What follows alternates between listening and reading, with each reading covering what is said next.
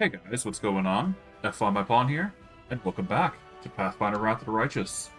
Since we last left off, if I do recall correctly, we had just managed to get another level, which allows us to now teleport multiple times a day. So that's going to be a nice little addition that we have to maneuver across the map. For this stream, what we're going to be doing is we are going to be going to the arena. Hopefully we'll be able to complete a multitude of various quests here and there, and by the time we're done, we'll get a ton of experience as a result. But without further ado, let's just get into things and see what happens.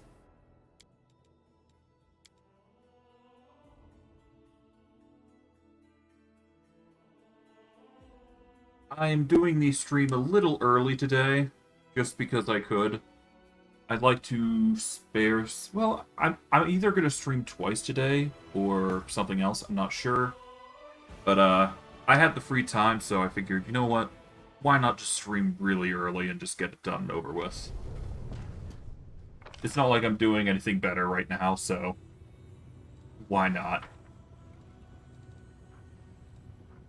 So move that, because we don't need that there.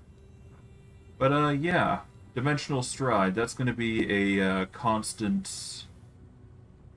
It's going to be constantly useful. Well, I wouldn't say it's constantly useful, but it is constantly something going to be interesting. Come and Get Me is a very useful skill when raging, so that's going to be also a nice addition when we do eventually get to that point. But, for that, we need to get the ability to permanently rage, I do believe. Which, I guess in hindsight, is still going to be a very useful skill when we do, you know, level up rage and all that, but, for now, we'll leave it be. So, for us right now, what we want to do is we want to go and, yeah, we want to go over to the Battle Bliss, I believe.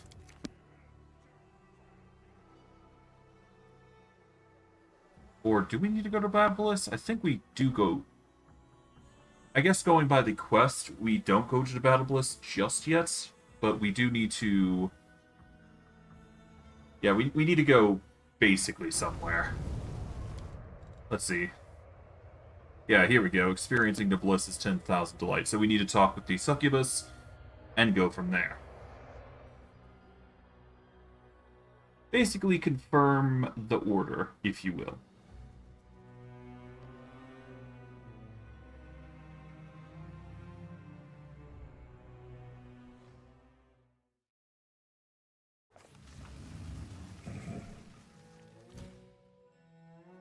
Alright, we talk with Herax.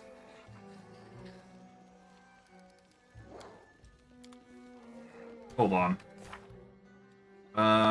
Experience of Bliss. Oh, yeah, no, we do go to, we do go to the Battle Bliss. Okay. So just a small hiccup on my part, nothing too crazy.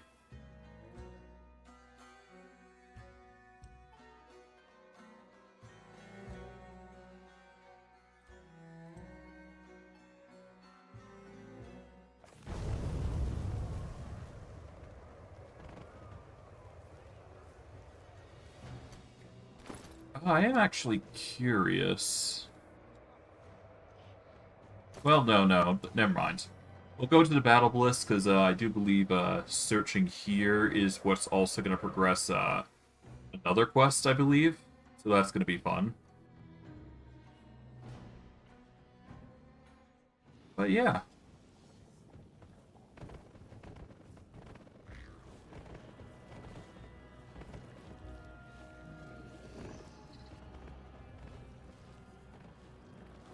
I'm just trying to see if there's anything special around here. Doesn't look like it. Alright. Let's save here.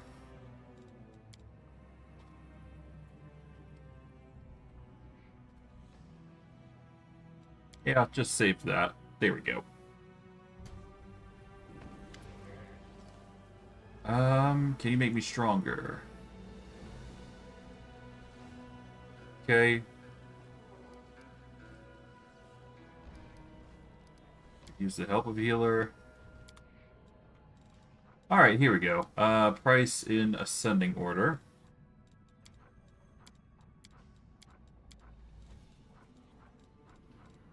So we got Merchant here. I did not realize this guy had Death Ward. Otherwise, I would have came here earlier. True Seeing is always going to be useful. Death Ward we always want our hands on. Because that's just going to save us a whole lot of trouble. Even if it is just potions. We do need those. Potions of Haste are a no. Let's see. How much restoration do we have? 45? We'll be fine with that. We're always going to want freedom movement. And we're always going to want Death Ward, so we'll just grab those. Heroism? I'll grab it just in case. Lesser Restoration is not that important. Same for the healing.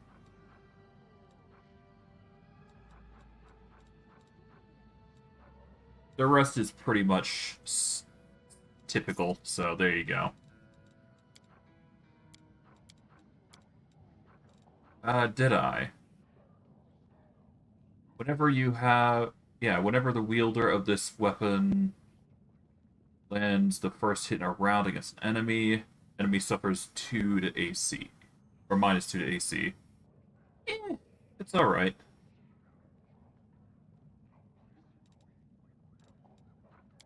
Not worth it, really. Sell those, there we go. Alright, well, we've done the most we can here, so let's just save and talk with what's his face here.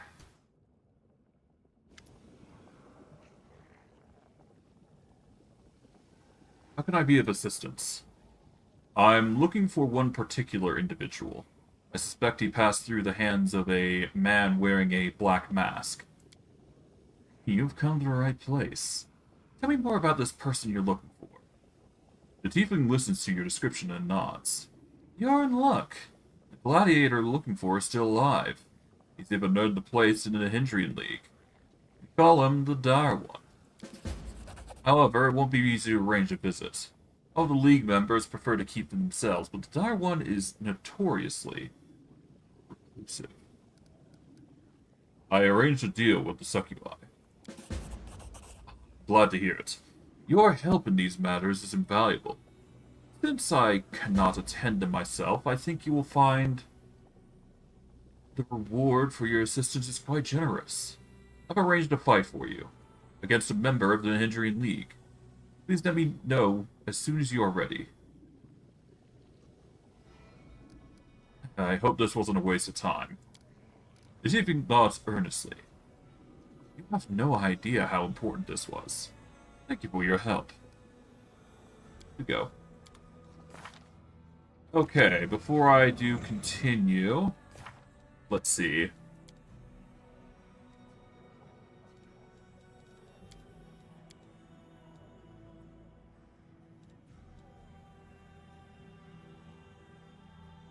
Enter the Hindrian League. Okay. Wait, hold on.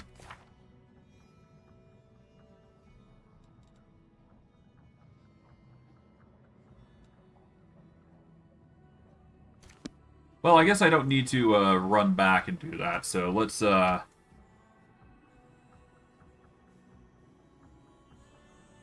go into remote. We need to bring in Seal here. So Seal does have his shield, so we're just gonna have the Immaculate Petal on standby.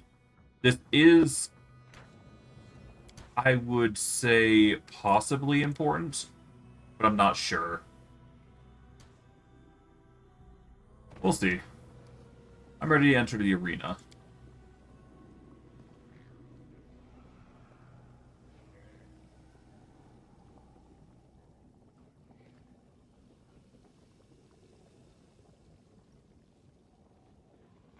Okay,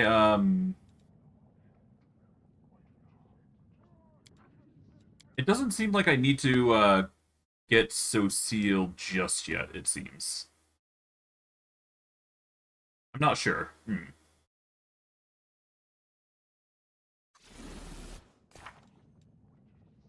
Organize a meeting. Okay.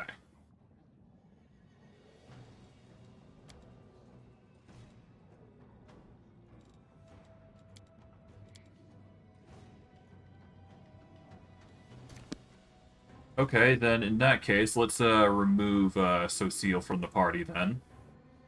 Because it's clear I don't need him, but having him on standby is definitely something. Who is my opponent? Yim scowls and covers his face with his hands. He peeks out from between his tiny fingers as if he's wearing a mask. The tiefling glances at his familiar, then nods. Atselm will be your opponent. He is a very dangerous member of the Hindering League, but he's a bit of a mystery. She used to work for the Assassin's Guild. No one knows why she left. She is swift, deadly, and violent, but most importantly, she's extremely hard to kill. Stay on your guard against her. Earning your membership in the Hindering League will not be easy. Ready? Let's do this. Let's win the fight. Should be hard.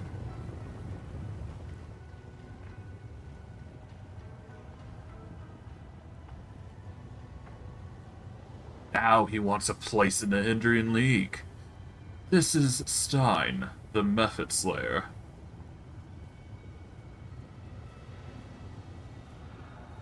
The Hindering League proudly presents its fighter. You all know her, you obsess over her, and you all fear her.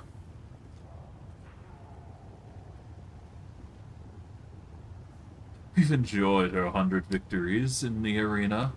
3 times we've enjoyed her defeat and painful death. But every time she has come back from the dead. An artist of suffering. Atsim, thrice killed.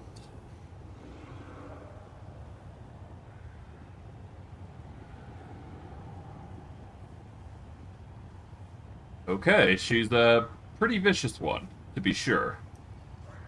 The winner of this fight will be granted membership in the Hindering League, and the other will die. Or in the case of Atsim, not die. We'll have to find out. Fighters, commence battle.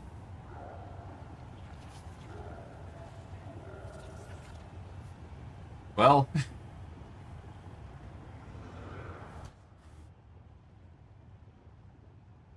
I guess we'll, see what happens. Alright, I guess, start off with a charge. It's not like it's gonna change much if we, do charge after all, so... Off we go. Do we need a potion? Not really.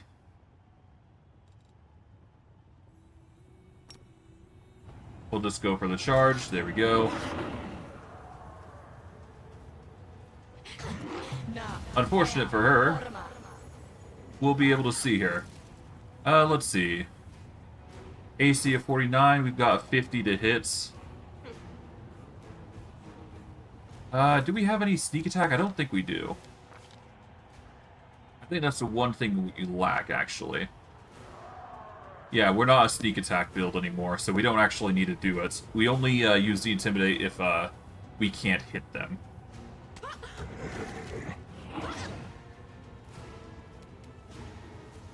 Okay, back up a bit. Oh, right, because I crit, she's staggered. Oh, boy. Yeah, another stagger. Yeah, so the stagger is actually helping us in this instance. There we go. Rena, I'll be back. I always come back. This is not the end. Okay, sure. I can't believe my eyes. It's... okay. Long live the newest member of the Hindering League.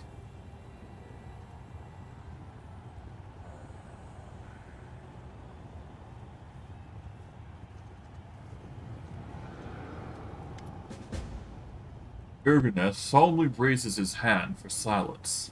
His eyes sweep across the arena before coming to rest on you. There's a sly look on his face, and he gives you a cheerful wink before quickly resuming a pompous and dignified expression. He turns back to the crowds, and his voice booms out over the arena. Behold, the newest member of the Nihindrian League. He is invincible, bloodthirsty, violent, and cunning. It's Stein, the Method Slave.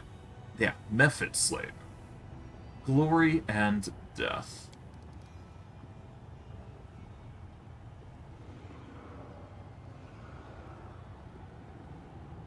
The crowd goes wild.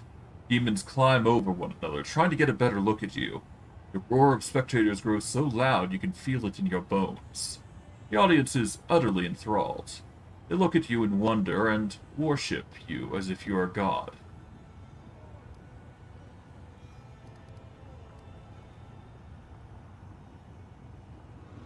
Hmm.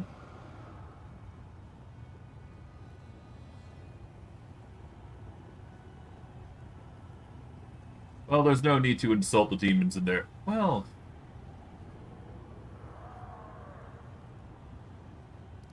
you know what? Fuck it. Sorry, language.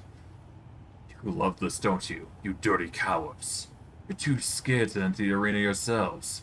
You just want to watch others get killed. You're all disgusting, pathetic filth. The crowd grows wild.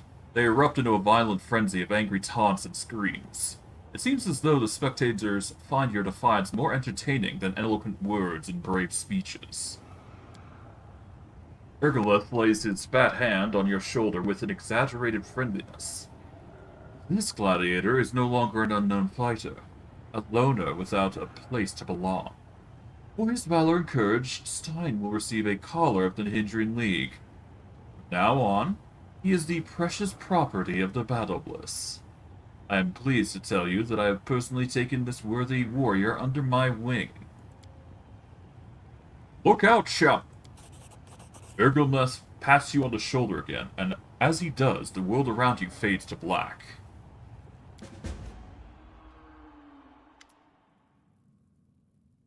Hey, that's enough fooling around. You have more methods to defeat. Ergolness looms over you. The arena master's massive, bloated torso wiggles wildly as he bursts into a fit of maniacal laughter. As the Cambion howls in amusement, you realize that your neck feels stiff. You reach up a hand and discover that you are now wearing a jewel-studded metal collar. The hand's voice is filled with sorrow and remorse. I've let you down, champion. That fiend has taken you captive, and I was unable to stop him. I cannot perceive his motives through the veil of insanity that shrouds his damaged mind. Or through his damaged mind, rather. I knew we were in the abyss, a place where you can't even trust your own shadow, but I failed to be vigilant. Well, what is done. Stay strong. We will find a way to free you. I expect an exclamation. Ergoblef grins. What did you expect? You're so desperate to join in the Hindrian League. Now you're a member. Did you think I'd let you wander around Lucianira and risk you out on the streets? Think again. I don't want anyone to slit your throat and leave you bleeding to death in some back alley. A death without any spectators? Absolutely not. No, when you die, the crowds will be screaming from the stands. That's a promise. The Cambion points to your collar with a smile. Please accept this small gift with my compliments. It will guarantee your safety. This collar will make sure you do not leave the Battle Bliss. I don't want you out looking for trouble in the streets. It will also prevent you from picking fights with other gladiators outside the scheduled fight times. It's so wasteful if you started killing one another outside the arena. The crowds would miss out on all the action. No. There will be a time and place for fighting, but here you can experience other kinds of entertainment. You'll enjoy all the pleasures accorded to a new star in the arena. The best food and drink, and the most passionate succubi, and the throngs of adoring fans. You'll love being property, I promise. Well, how dare you? You're trying to enslave me. This is disgusting. No, no, no. You will be my property, but I won't treat you like a slave. I won't make you run errands for me or force you to do anything humiliating. You're my treasure, my precious instrument of violence. You will be a paintbrush in the hands of an artist. Yes, the arena will be my canvas, and blood will be my paint. I will use you to create a masterpiece of violence, pain, and death. And what of my companions? Iguma sounds distracted. Your companions. Ah yes, there was a group of Galarians who came looking for you, but I gave the guards strict orders to keep them away. Are they your slaves? Forget about them. You won't need them anymore. I own the best individuals in Lucianira. They're all at your disposal.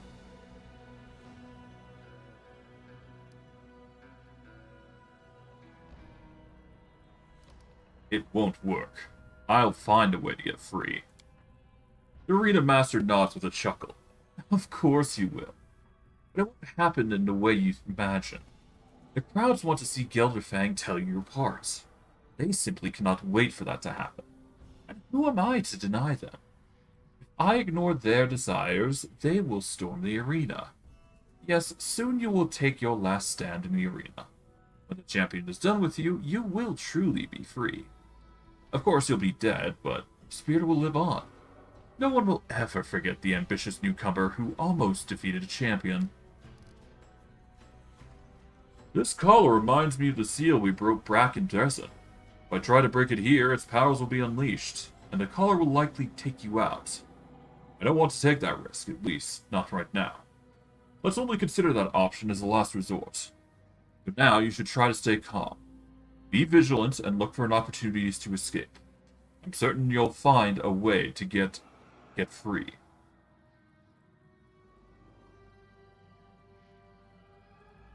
Not everyone seems to like the way you run the arena. Please don't start spouting all that rubbish about fair fights. What does that even mean? One of the opponents is always stronger than the other. That's the whole point. After all, the fights are supposed to be entertaining. The spectators come here to watch the strong triumph over the weak. They want to enjoy the taste of victory without leaving their seat. The arena is a theater of violence, a deadly circus, but it's not a fighting pit.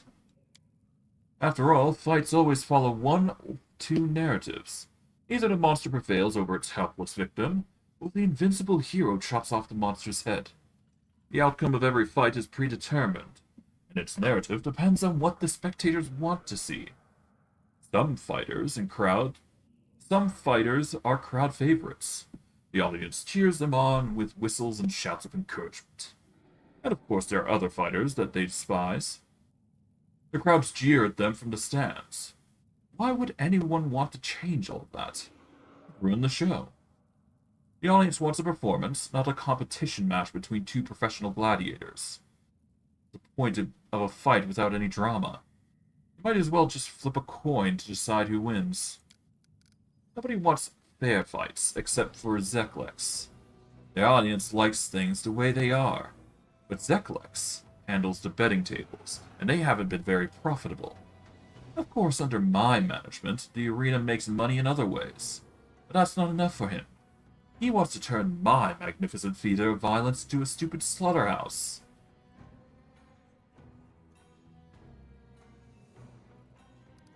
You really think the Method Slayer is an amusing title?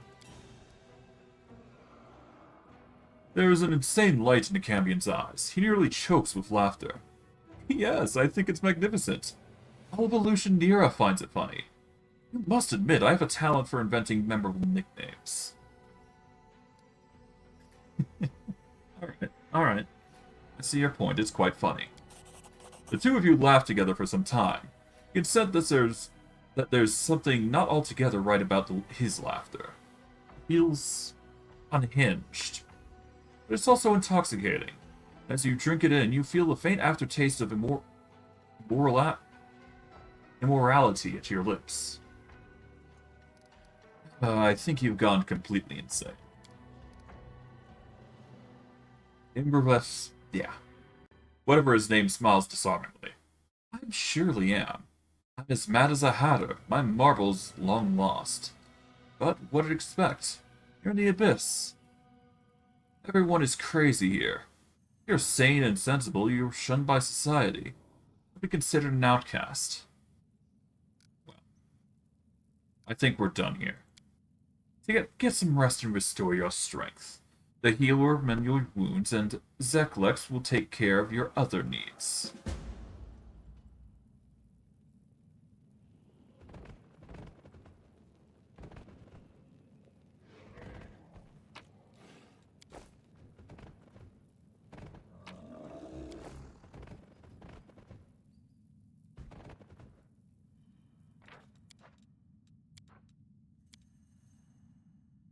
Oh, I've been muted, my bad.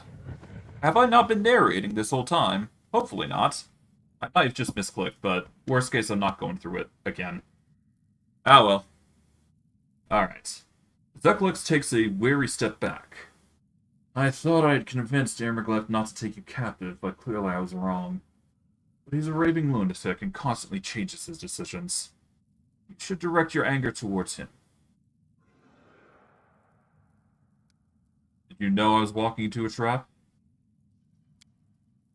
I didn't know for sure, but I did have my suspicions. All the members of the Hindran League are considered Ermeglef's property, and since gladiators are valuable assets, they are not allowed to leave the arena. All of the elite fighters at the Battle Bliss wear those collars. However, I did suggest to Ermeglef that he should make an exception in your case. I told him that he should allow you to remain free.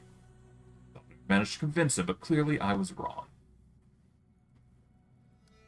And why am I being forced to wear this collar? These collars are worn by all the members of the Hindran League. You'll be able to leave the arena, and if you try to escape, the collar will immediately teleport you back to the Battle Bliss. If you try to hurt Ermeglef or harm his property while wearing the collar, it will transfer you to a safe and quiet place where you can calm down. Of course, the collar will be removed when you enter the arena. It's the only time members of the Hindran League are allowed to fight one another. Ermeglef doesn't want his precious property damaged outside the arena, but there are no such restrictions once the fighters are inside. As long as there are screaming crowds in the stands, the gladiators can do whatever they want to one another. Did you hear that, champion? You'll take off the collar when you fight.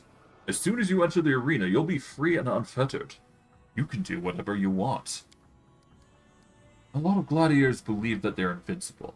They're so confident in their own abilities, they'll challenge anyone to a fight. Before our gladiators had collars, they used to strut around the streets of Lucianera and pick fights with dangerous opponents. We lost a number of good fighters that way. Even worse, they would fight among themselves, and kill or maim one another outside the arena, without any spectators to watch. That's why I had the idea to create these collars. However, Ermeglef stole my idea and took all the credit for it. Well, it doesn't sound like Zeklex wanted this, so I understand. I apologize once again. I would certainly set you free if I could. I trust you'll help me escape. Of course I will. I have a plan that will free you from the collar and help you defeat Gelderfang. Trust me, you'll need my help. While you were unconscious, Ermeglef managed to find a Nihindrian crystal. Gelderfang has been obsessed with getting his hands on one, and his wish finally came true. A demon called Mustafan took the crystal into Gelderfang's room and locked the door. For the next few hours, the sound of the champion's scream shook the arena. When Gelderfang emerged from his room, he was covered in blood, but he also looked stronger and more powerful than ever. Ermeglef is confident that you won't stand a chance against his champion, but I disagree. I think you can win. I want to overthrow Ingleth and take over the Battle Bliss. Ermeglef is terrible at his job, and he's standing in the way of my ambitions. There's no denying that he is a genius. No one can get to the crowds excited like he can. His management of the arena could not be worse. The fights have turned into a bloody circus, and the opponents are never evenly matched. The crowds are losing interest, and the passion of the audience is fading away. I want to change all that. But it won't be easy to kill him. The current champion, Gelderfang, protects him. After his last escapade, Ermeglef has forbidden Gelderfang from leaving his side. That means Ermaglyph is only vulnerable when the champion is fighting in the arena. So, I want to offer you a deal. I'll help you eliminate Gelderfang, if you help me overthrow Immelgeth. If you agree to my proposal, I'll make sure your companions join you in the arena when you need them. Then you can kill Gelderfang together. You can have the title and all the glory that comes with it. You'll become the champion and I'll take over the arena. Deal? Did you mention Mustafa? I killed him not long ago. I've heard more than one person claim the same thing before. It didn't stick. That weasel Mustafa is surprisingly hard to kill. I see. Sure, why not?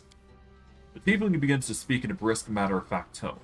The imp nods in agreement with each sentence. Gelderfang is, of course, an extremely dangerous opponent, but he's not without his vulnerabilities. For example, he doesn't know that you hired the succubi to keep him company. Since you paid for their services, I think they'd be willing to accommodate some special requests. If you want to weaken Gelderfang before the fight, I'm sure you could persuade them to help you. I think that's everything. Try to make use of these advantages during the fight. It'll be your best chance to defeat Gelderfang.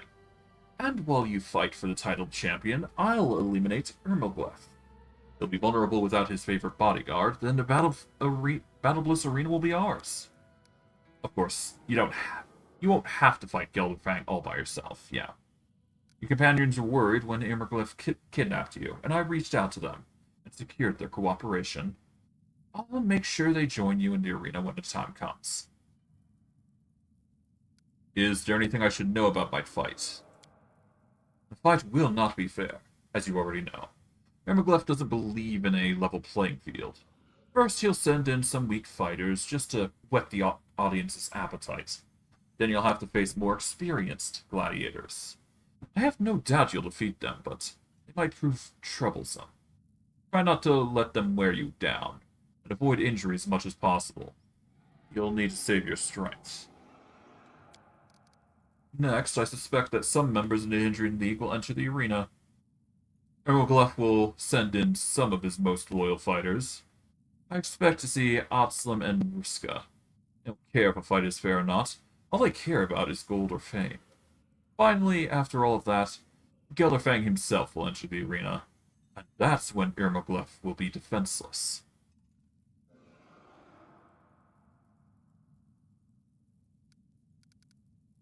Alright. Well, I'm not going to tell Ermaglyph anything. Honestly, I don't need any help. I can deal with the champion myself. Decalix looks at you doubtfully in sighs. I won't argue with you, but it's not just your life that's on the line. I'm risking mine, too. The Battle Bliss will be ours. Decalix nods but doesn't speak. His face is screwed up in concentration, as if trying to calculate something in his head. Finally, he gives a satisfied nod. Yes, we are taking risks, but delaying any longer will not improve our situation. In fact, it might make it worse. We need to take action now. It's time for you to prepare for your hardest fighting of your life. Gelderfang is a true master of violence, and now, with the Hindrian Crystal, he's stronger than ever. Alright. I have other things to do. Rest up. You'll need all your strength for the upcoming fight. Find me when you're ready, and I'll escort you to the arena. Good. But this is a good chance for any to get a conversation in with anyone, really. We will save here. And hey, it looks like Oslims are here.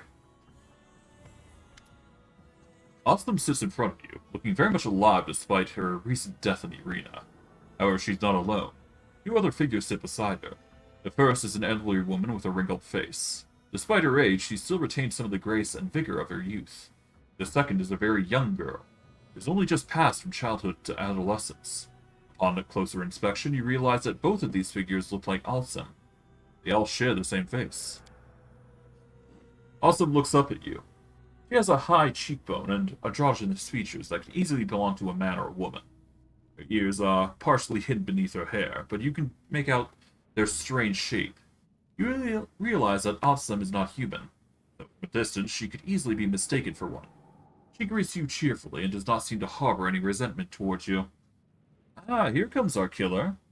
We hope you enjoyed the sweet taste of victory.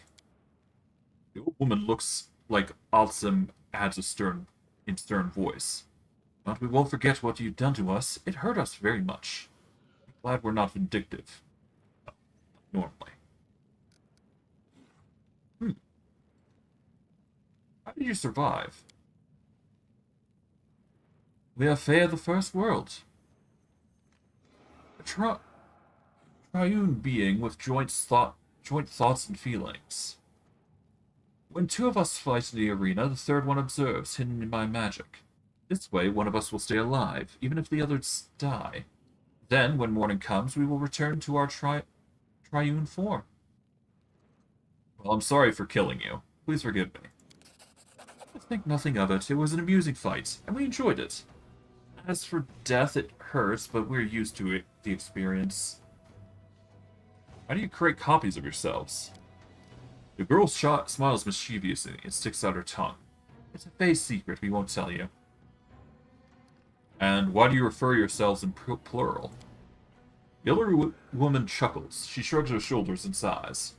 We're not one, we're not three. We are a triune entity. This is the way we are accustomed to speaking. Tell me about yourself. We are Awesome Sunrise, Fae of the First World, and proud scouts to Wild Hunt. And, yep. I'm just going to skip through that. If you want to read it, just pause this stream and, well, pause the video or stream and just go from there. How would you like to help me kill Gelderfang in the arena? You wish to betray Immelbeth and kill his champion. That's an ambitious plan, and for some reason, you decided to seek our help. You killed us, but that's not stopped you from paying us a visit. This is all very unusual. Yes, you've intrigued us. Now you must persuade us. Well, because they're part of the First World, they're, whimsical. In a sense. Young Awesome laughs and claps their hands together eagerly. I want to hear more about this cunning treachery. How exciting. Well, obviously, it would be fun to betray Immerblef. The young Awesome nods in approval. She gestures towards the other two forms as if to indicate that she is speaking on their behalf. The Galarian knows the meaning of fun. This sounds like a very good joke. Count us in. I have to go. I mean, it makes the most sense because, Azata, right? So, yeah, of course we're gonna make it fun. Oh, hello.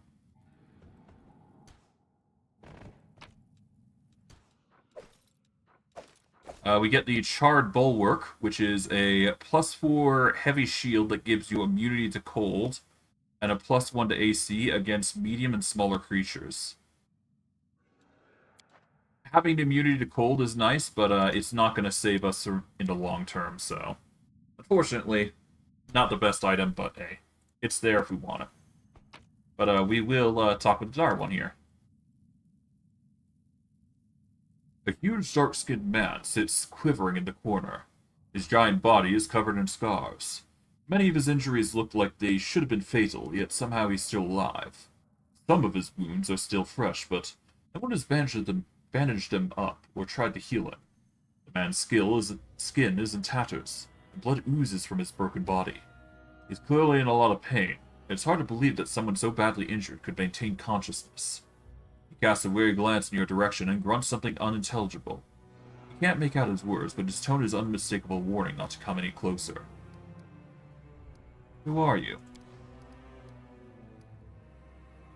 The gladiator snarls at you. He looks tense, ready to spring. He's clearly not comfortable holding a conversation. A low, feral growl rumbles in his throat. The dial. Trevor. Are you Trevor Volsinick, Cecile's brother? The gladiator grows still. He gazes at you, lips trembling. He seems to be trying to speak, but the only sound that comes from his parched throat is a dry, wheezing croak. Finally, he nods and manages to choke out hoarsely. Lucille. Yes, he's my brother. After a pause, the gladiator touches your hand with his rough, deformed fingers, as if trying to greet you with a handshake, but can't quite remember what he's supposed to do. Are you his friend? My friend too, then. Can you understand me? There's a mixture of fear and anger in the man's bloodshot eyes. Perhaps he doesn't understand you, or perhaps he just doesn't want to talk. The gladiator moves with surprising speed when you look at his helmet and sword. As you reach for the items, he snatches them away. His voice is a hoarse whisper, rather. Not yours. Go away. I see. Well, it's good to confirm that we found him, though. We just need to organize a meeting after that. Oh, hello. Protection from evil.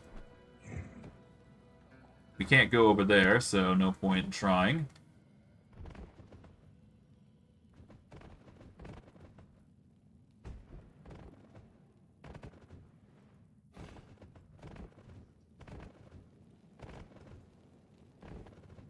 Go over there.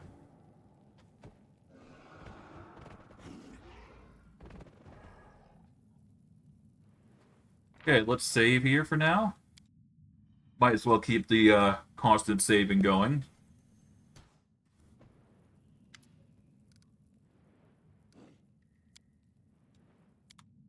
Okay. Let's go in price in descending order. I think it's just the same merchant, essentially. Yeah, there's no difference in what we got here, so no point in trying to understand it.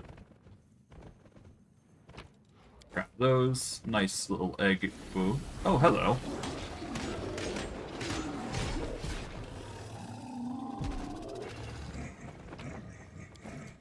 Alright, let's save here. Talk with Ruska here. A massive scaly demon greets your arrival with a roar of fury. He spins her weapon towards you with practiced ease, stopping the blade an inch from your chest. Lion. New blood. You've not been in the arena, in the league for long, but you've already been given a chance to fight against Gildefang. I've been fighting in the arena for over a year now, but Ermoglef protects this champion from me. Pathetic cowards, both of them. Who are you? The demon twirls her weapon in the air. The blade comes within a hair's breadth of your face. Surely you already know. I'm Ruxa, the future champion of the Battle Bliss. We Vavakia are the greatest of races, and even among my own kind, I'm considered the best and the strongest. The power that roars within me was a gift from Lamashtu herself. She gave me the strength to conquer the entire universe. What can that pompous weakling Gelfang possibly do to me? I'll take him by his neck with one hand, grab his wings with the other, then I'll tear him apart. I see. Do you worship Lamashtu? The demon answers with a proud roar. Lamashtu created Vavakia and rule and conquer. She gives us strength, power, and superiority over all of the rest. We are conquerors, Lamashtu's true firstborns. All Vavakia must worship her.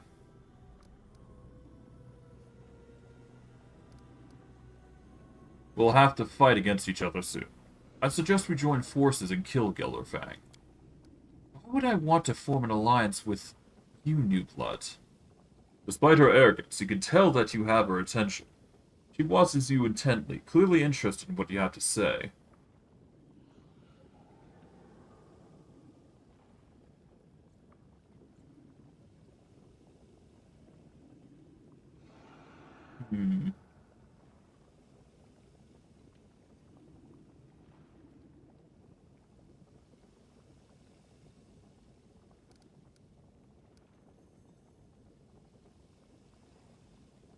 So she's extremely prideful, and I don't think she would like the idea of us saying that of us just giving her the title. So I'm probably gonna go with option 3.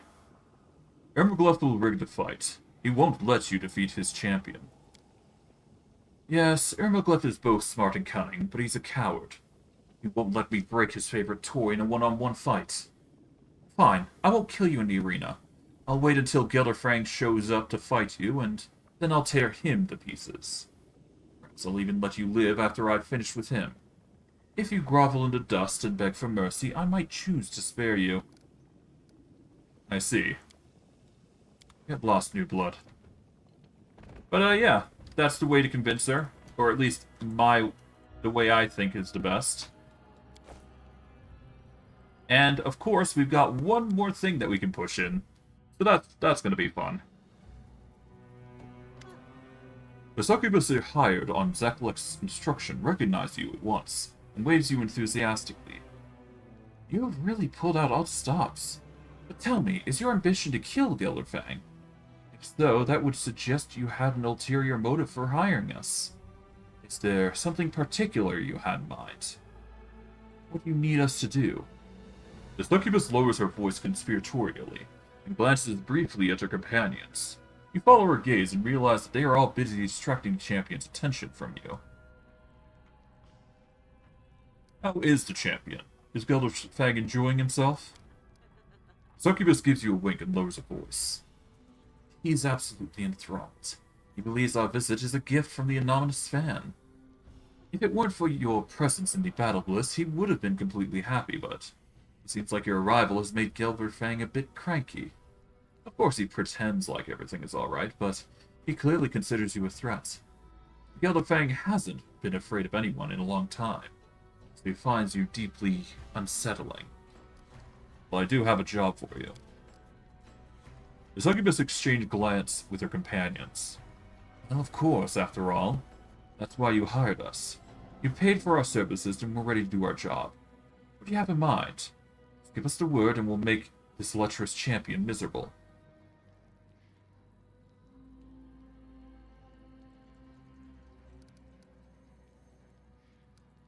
Seduce him before the fight. Wear him out with your games and passion and pleasure until he's thoroughly exhausted. The succubus smiles at you, revealing her even pearly white breath. You know what to ask for. He is an incubus, he has a lot of stamina, and no one can outlast him in bed. No one except the succubus. Fine, we'll arrange a very special night for the champion. By the time we're through with him, a Gelderfang of yours won't be even able to punch a quasit. Good. Take care of yourself, outsider. If you survive the fight with the champion, drop by the brothel to see us. Sure. Maybe not, though. We can just casually pick that lock, though. Go with that. And we've just stolen a piece of armor from him, I think. While aware of this +4 full plate armor is wielding weapons in two hands or is wielding a two-handed weapon, the weapon's largest enchantment bonus is added to AC with shield descriptor. Oh. So basically, one of your two-handed weapons becomes a shield, essentially. Or at least gives an enchantment bonus. As a shield bonus, if you will. But, yeah, given the circumstances, we just need to rest and, be ready for the fight. That's basically all we can do here. At this point. We'll save here, and, get ready. Don't let anyone disturb my sleep. I need to get some rest. Good. As for what we're gonna do, I think we just go with Demon Slayer soup, but we could change it to something else, I suppose. Let's see what there is.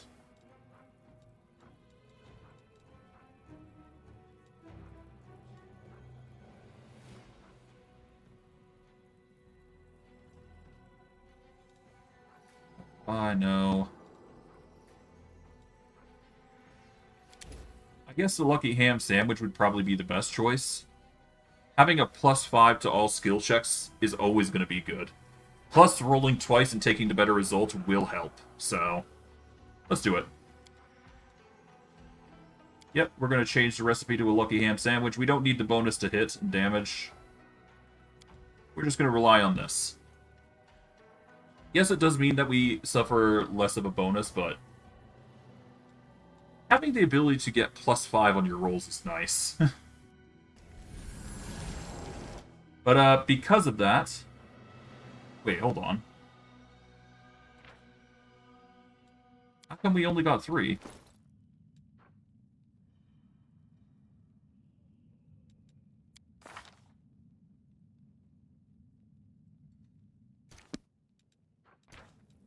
Let's load. I should have gotten a 8, at least.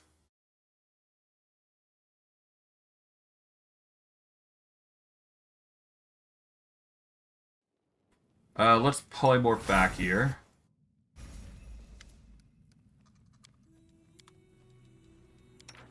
We swap this to the ham sandwich.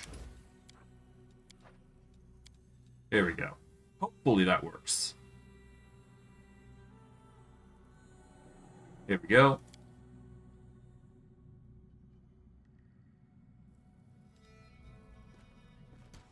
That's odd.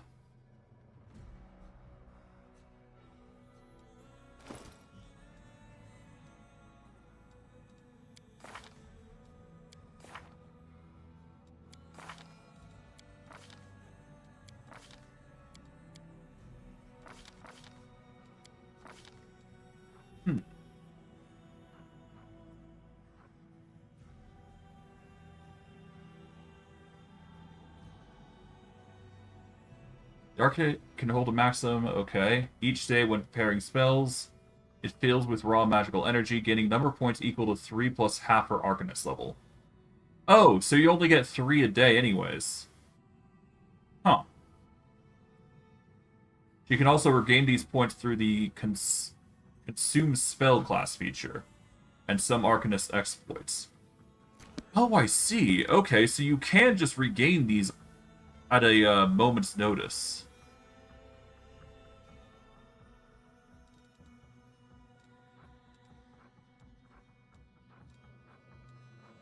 So where is the Consume Spell ability?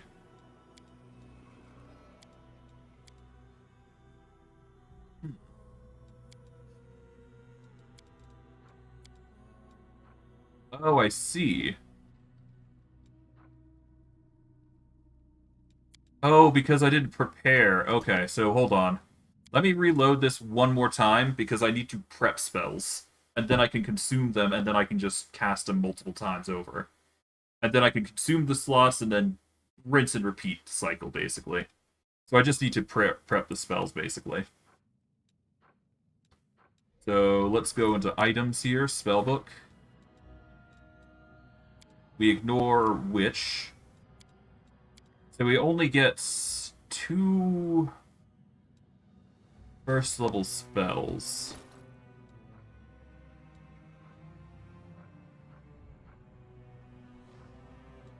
Isn't Arcanist...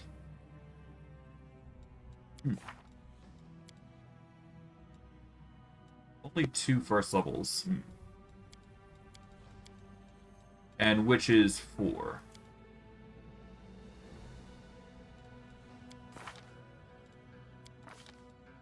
Hold on, let me check Arcanist real quick. Because that determines whether I, on how I do this. Let's see. Okay, you start out with 2, but you should get extra spell slots depending on your level. Do you not? Okay, it scales off intelligence.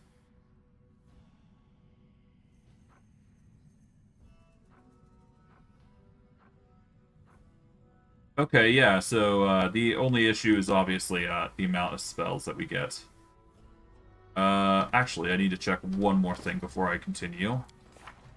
Well, obviously I need to prep spells, so let's see.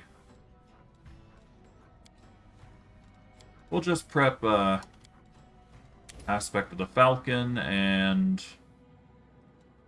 Yeah, Aspect of Falcon and Acid Maw. We'll use those as the buffer.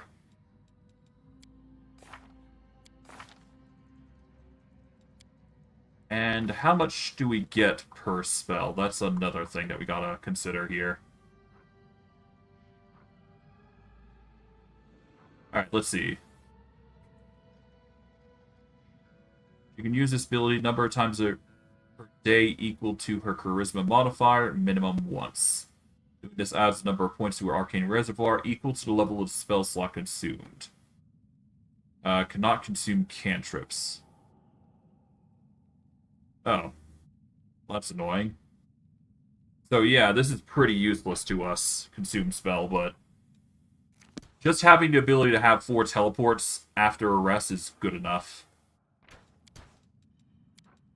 So we'll rest, and then we'll continue.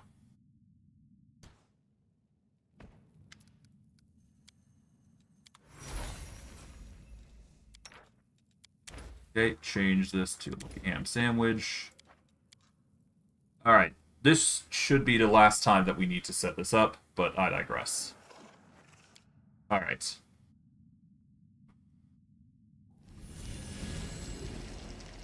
We get full stacks there. As for what we're going to do here, we are going to...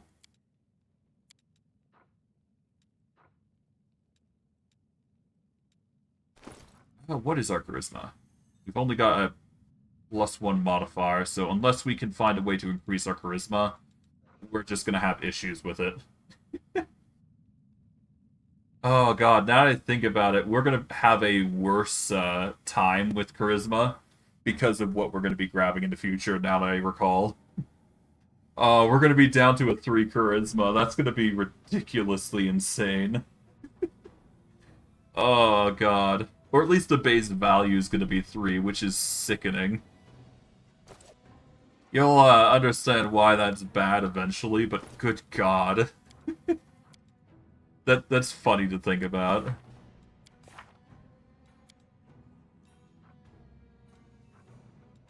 Okay, I think I get it, though. Memorize spells are here, but, you can cast them a total of up to 4 times, basically, is what's going on here. We can, sack one of them to get ourselves another casting of Dimensional Stride. Okay, this is a buff. We'll just move these out of the way. But, yes, now I can get to buffing. We can't really use Consume Spell any longer, but having teleports are always nice. Alright, let's get to casting. Mage Armor. Unbreakable Heart is useless to us right now. Having Acid Moss certainly helps that, well, maybe not using it yet is the right idea. Don't really need Blessed yet.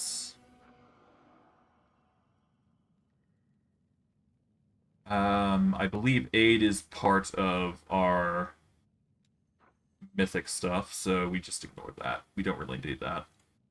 We will need a boost to Dex and Wisdom. Okay, we will unpolymorph here. We will down the mutagen of Dexterity. Polymorph back into a Gold Dragon, because I believe that's going to be a concern. Fire is always a nasty thing. But we do get a 54 to hit, which is insane. For what it's worth, it's going to be a ridiculous, fight. Alright, we will save here for now. We are basically ready to go. Let's do this. Lead me to your arena. Zeklux looks at you solemnly. I've bet everything on you. We're certainly taking a risk, and I hope that we're not making a mistake. Good luck, and may whatever gods you worship protect you. We got this. It's time for a glorious fight. This ambitious Golarion wants to fight the champion of the Battle Bliss himself, the deadly Gelderfang. Exciting. Who will emerge victorious? My bet is on the Golarion. No one can defeat Gelderfang, especially not a soft and squishy mortal. This isn't entertainment, it's just boring. I'm sure that the Battle Bliss Arena will be able to entertain you. My dear Hepsimira. Well, this got, more importance. Today, the Mephit Slayer will fight Gelderfang himself. How about a warm-up? Look at all these Mephits skirling about. I think it's time for his signature move. Let's hear it for the Mephit Slayer.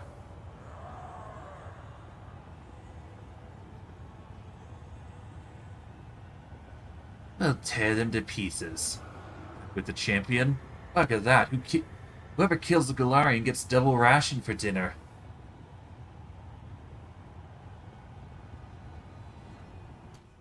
Well, they're immune to fire, so...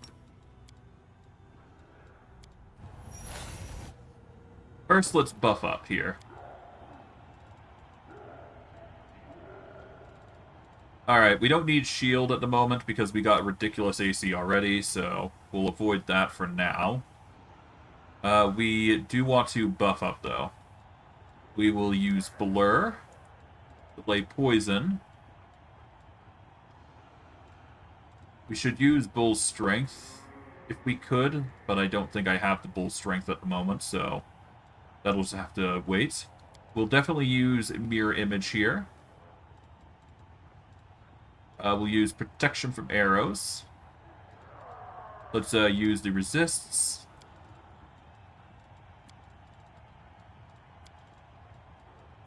There we go. See Invisibility is always a good one. Here's Endurance, Cat Strength, yeah. We do have Potions of Aid, which would give us a +2 on attack rolls and save against fear. Technically also gives us 10 HP, but we don't really need that as much. Displacement is not necessary, as is Haste. Heroism is always a good one to use for us. In this case, anyways. Alright, we'll use the protections. So we'll use that, this, and this. There we go. We'll use Death Ward, Freedom of Movement, False Life Greater. We'll use Stone Skin. Echolocation is tempting, I'm not going to lie, so I might actually get rid of the... Yeah, we'll use Echolocation. We'll take off these Root Speaker boots. Well, do we?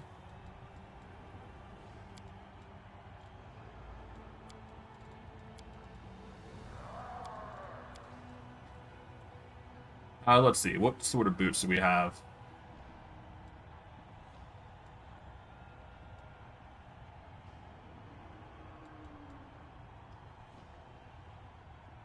Adds their athletic ranks to skills a bonus damage on successful charge attacks. Yeah, we don't need that. The most I would probably consider is the Boots of Free Reign, but right now that's just going to be abstained for now.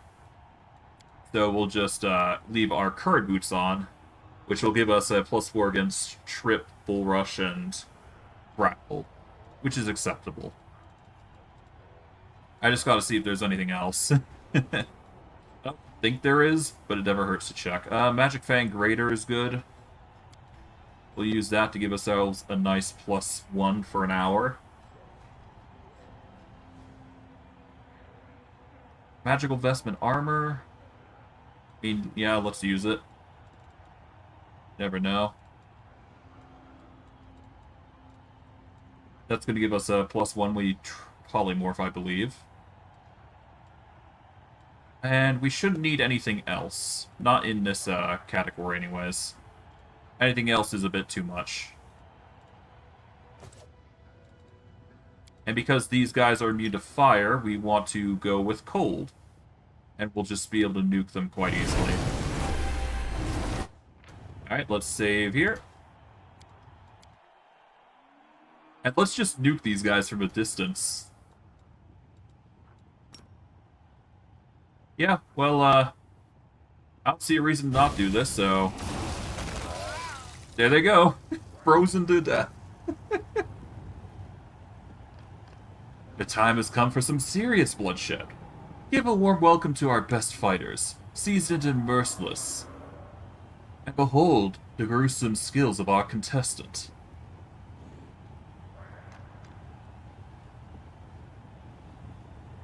Let's take down the Scalarian upstart and get our gold. Let's go. Okay, we got a gladiator. All of them are resistant to cold by 10, but that's about it. Honestly, we should be fine regardless. We'll take on Come and Get Me here. This will give us a bonus, and we should be good to just charge in. So when they start attacking us in full, we should be fine. Here we go. Rage happens, and we're just basically good. Alright. We'll move these two back, because we don't want them engaging.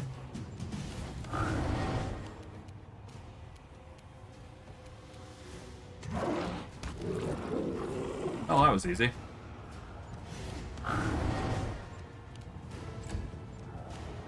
Yeah, we don't want our animal companions involved in this, so we'll just wail on them.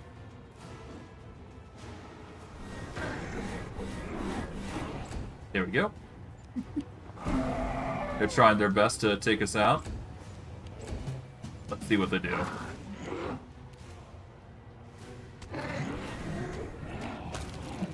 Okay, that's another.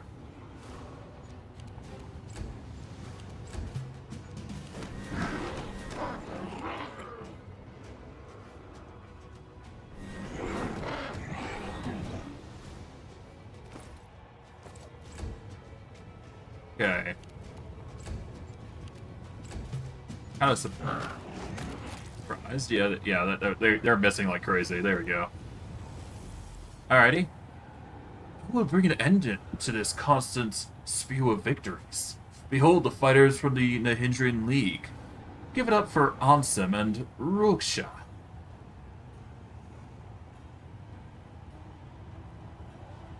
I am Ruksha. I will rule this place. Kneel before me, you pathetic maggots. Wow, looks like the Method Slayer has some new friends in the arena.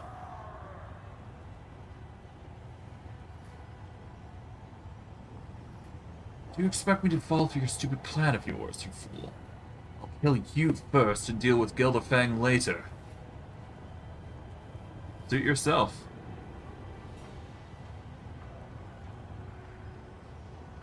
I mean, hey, if that's how you want to play it, so be it.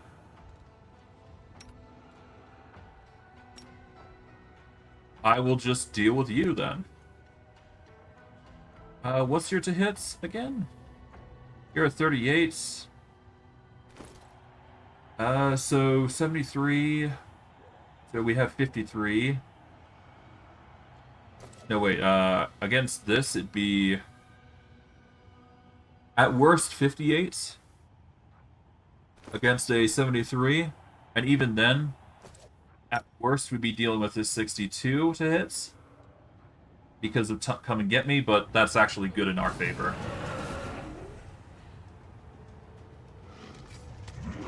There we go.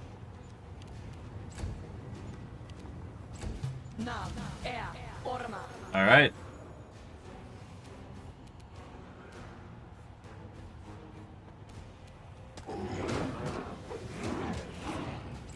Not a fan of the Unholy Aura coming in, doing damage. But hey, Ruksa is gonna perish. There we go. Now the moment you've all been waiting for. The event that will have everyone on the edge of their seats.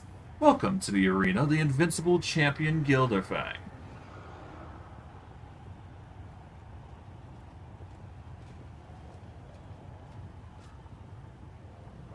Arena, welcome your ruler. I've come to give you a gift. This poor creature's death. I'll make it exquisite.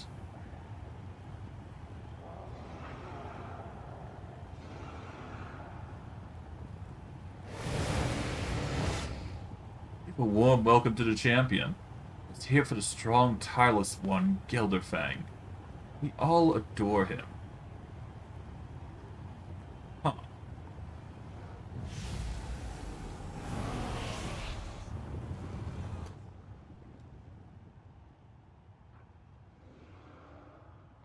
I see. He is fatigued, though, so that's good.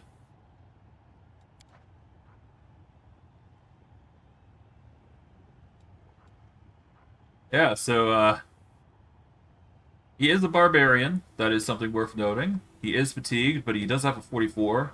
So at worst, we're going to suffer a 64 with a crit.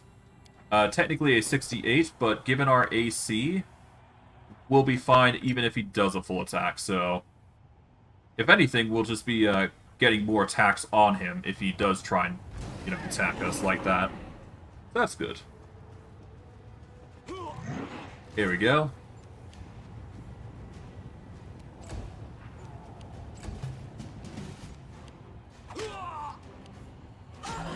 Oh.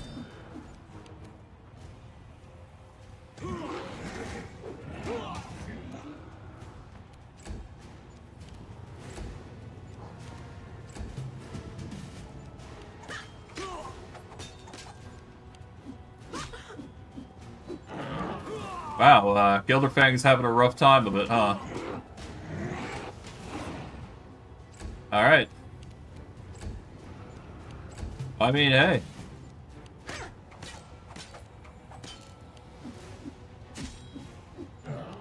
Alright, well, I guess they're done. Killed him. He's gone.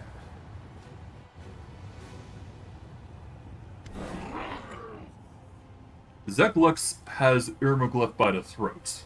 The injured Cambion is on his knees, and blood seeps from his wounds. Zeklux raises up his dagger in a gesture of triumph. We won. Now we just need to finish him off. I'll let you do the honors. Irmaglyph licks his lips nervously. He glances back and forth between you and Zeklux. Am I supposed to plead for my life now? Is this the moment where I try to soften the hearts of my cunning killers? Well, why not? Bringing his hands dramatically, he falls to his knees. He begins to wail so loudly, even the spectators in the back of the stands can hear him. What are you doing? Let's make a deal. Zeklux, I gave you everything you wanted. And you, champion, our newest champion, I always believed you would win. I'm your biggest fan. Spare me. Finish this sleazebag off. He tried multiple times to kill you off in the arena, now it's time for you to pay him back. Please have mercy on me. I promise, my generosity will know no bounds. I beg you to spare me. I won't arrange unfair fights ever again. I'll give the arena to you, Zeklux. As for you, champion, I'll give you anything you want. Chimera, save me. Irmaglyph wailing lament can be heard from the back of the stands. He gives such a moving performance, the audience bursts into applause.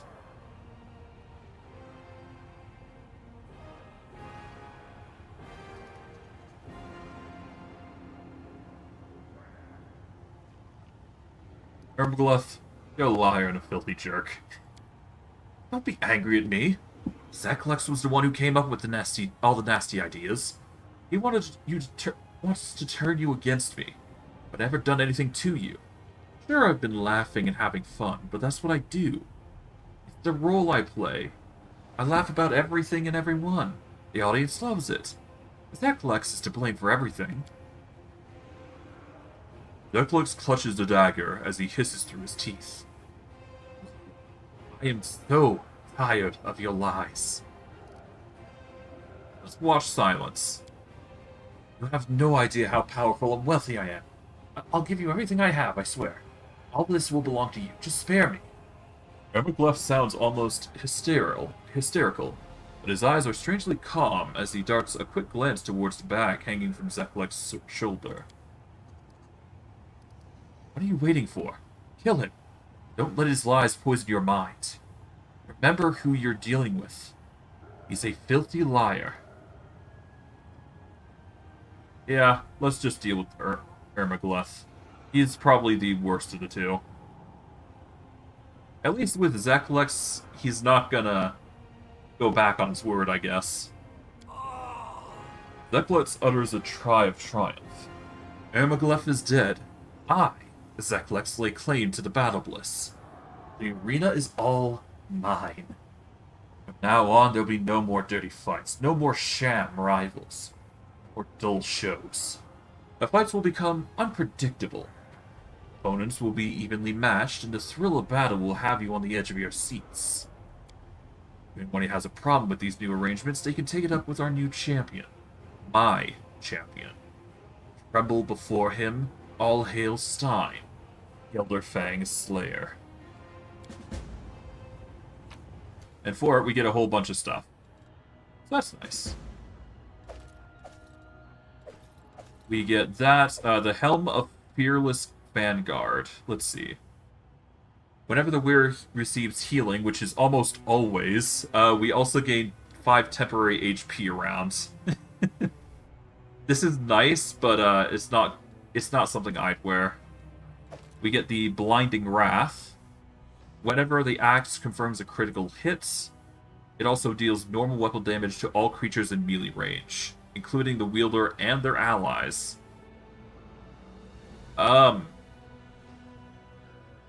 Sure. Beyond that, nothing too great. Yeah.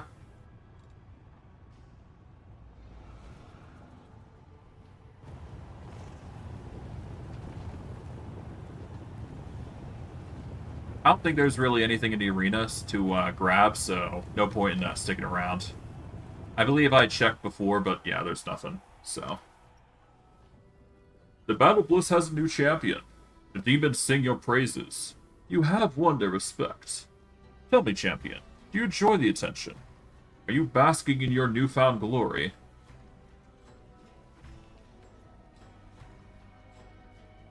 It's disgusting to kill living creatures for the entertainment of a crowd. I am filled with sorrow that you had to participate in such a bloody tournament. You received honor and glory in the arena, and they praise you for putting others to death. However, I rejoice to know that all these accolades have failed to lead you astray.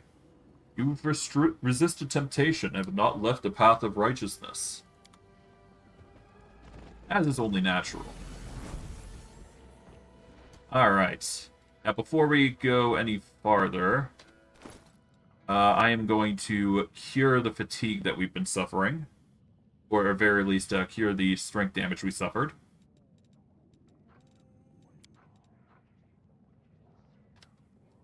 Lesser restoration here. There we go.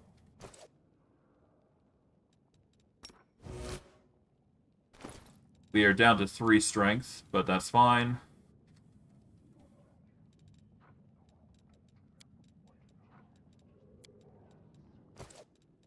I'll make my own legend. Okay, polymorph back into a gold.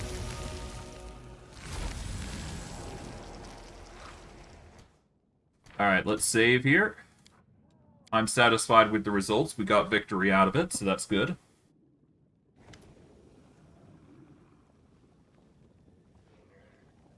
There's a wounded fighter called the Dire One among your gladiators. I want you to set him free. Why would I do that? The Dire One is property of the Battle Bliss, and he generates substantial income in the arena. His remarkable talents for survival make us a considerable profit. Spectators like to bet on the possibility of his death. He's known for his ability to survive absolutely unimaginable wounds without any healing or medical treatment. I see.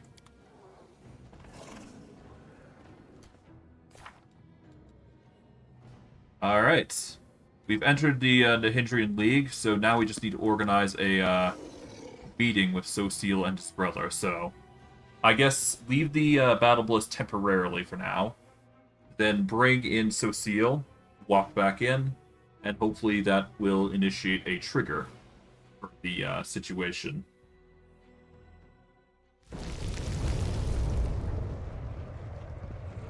So here we go, F10, go into remote, add Sociel into the group.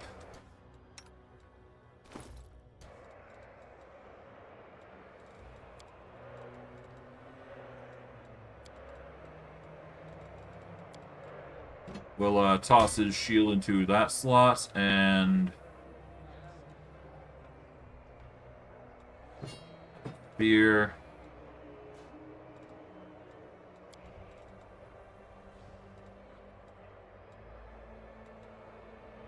I'll just give him a burning torch. I apologize if my clicks seem out of whack. My mouse is having a bit of a fit right now. Don't know why, but, you know, there you go. Just a minor nuisance, nothing too crazy.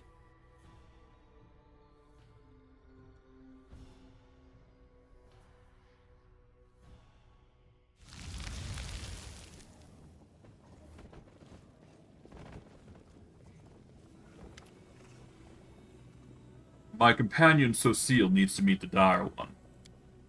Forgive me, champion, but rules are rules. You can talk to the Dire One whenever you like, but your companion cannot. However, with your permission, I can arrange a meeting for them in the arena. By a meeting, I mean fight. Is this option suitable for you? I agree. Trevor is my brother. He would never raise a hand against me. I wouldn't be so sure of that. The arena has changed him, but who knows? Certainly can't rule out the possibility of a peaceful outcome, so let's make a deal. If the Dire One, Trevor, really does recognize you and refuses to fight, I'll send someone else into the arena. The two of you can fight against the opponent together.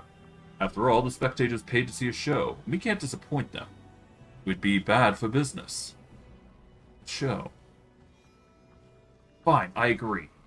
After all, I've gone through hell to find him. What's another fight? But if we win, you will let him go free. We'll leave the arena together. Are you trying to bankrupt me? Duckluck looks as though he's about to object, but a glance in your direction seems to change his mind. Fine. Unfortunately, I'm not in a position to argue. Let's make a wager. Your life for your brother's freedom. We have a deal. Let's do it. Alright, so all we need to do is just... I'm not sure whether we need to make any rolls for Sociel, but I assume we need to do something. So Sociel steps into the arena, and his eyes wandering about around the stands full of clamorous spectators. The faces of demons and immortals alike blur, merging into a horrendous multi-eyed monster, which roars at the top of many lungs in an endless thirst for blood. They are chanting, the Dire, and the Dire One answers their call. A dark-skinned warrior in an enclosed helmet.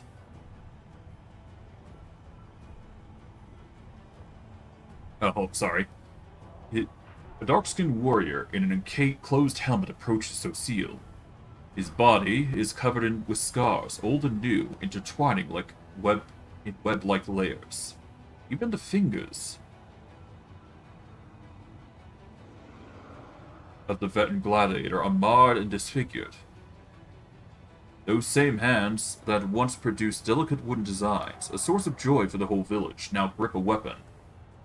And a weapon that is pointed at young cleric. Trevor, brother, is that you? The helmet prevents the gladiator from hearing anything not already drowned out by the crowd. The warrior breaks into a sprint and lunges at Sociel with his sword ready to strike.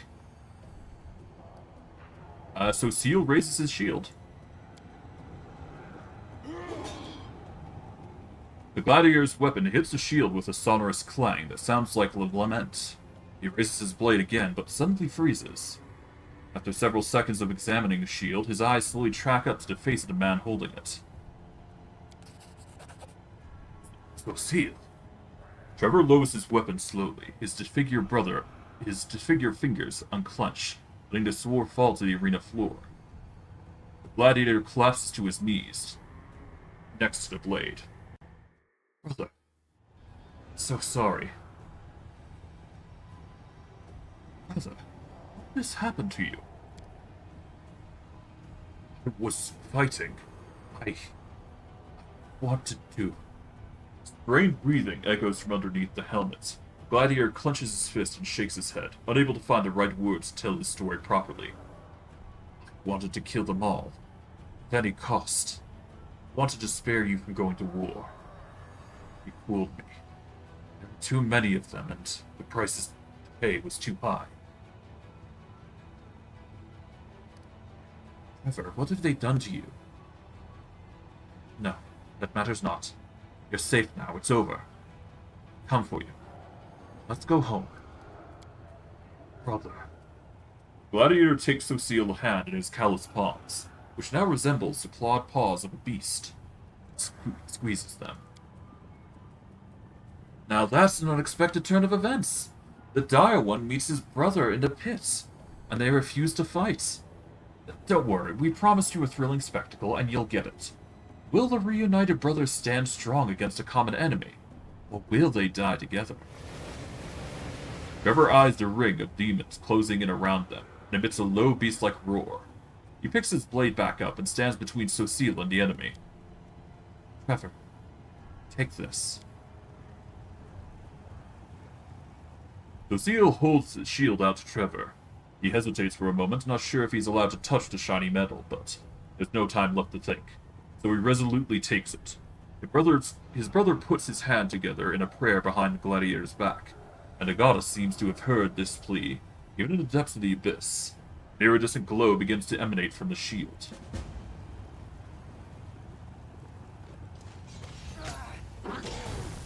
How are you living through this?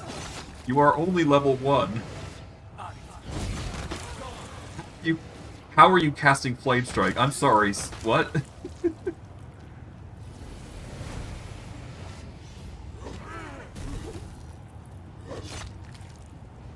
Okay, I guess Cecile's just cracks, even though I don't realize it yet. The crowd cheers and howls as the brothers stumble out of the arena. They are wounded and covered in blood, both demonic and their own, but joyful smiles light up their faces. They look like two innocent boys who once played in the peaceful groves of Andorran many years ago. Freedom at long last. Yeah! Beware, monsters of the abyss! The Vainik brothers are together again! Let me introduce you, Trevor. This is the commander, my trusted leader, and my close friend. I never would have found you without his help. Commander, then. Thank you for looking after my little brother while I was gone. Congratulations. Thank you. This is all possible because of you. I'm free. I can't believe I'm finally free. Cecile, have you forgiven Trevor? Who am I to forgive him or not? Only Shaylin and he may judge the weight of the burdens on his heart. I have never had the right to paint myself in the colors of righteousness. We both are just fragile feathers falling from the tails of songbirds, so to speak.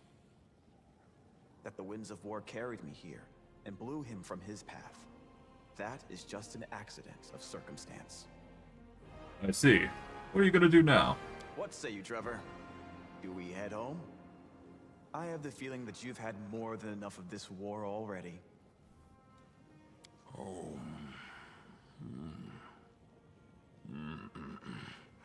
No. I have no right to hide at home, knowing that my brother is still bleeding on the battlefield. Trevor pronounces this word slowly, as if pondering its meaning, then shakes his head. Then we will stand together, give each other strength, make the world a better place, and both return home. Welcome to the Crusade, Trevor. Thank you, Commander. Trevor raises his disfigured hand in a salute. his stilted movements indicating how long it's been since he had last had cause to offer one. Yes, brother. We will win this war and then finally go home.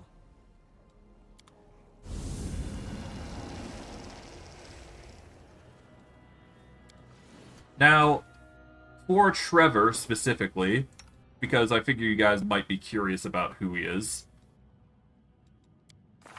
he's a pretty interesting multi-class. So, if we go to his class here, I guess, he is both a two-handed fighter, an armored Hulk, and a Hell Knight. He's also got 2 levels of Paladin, weirdly enough. So he's a very mix-mashed character.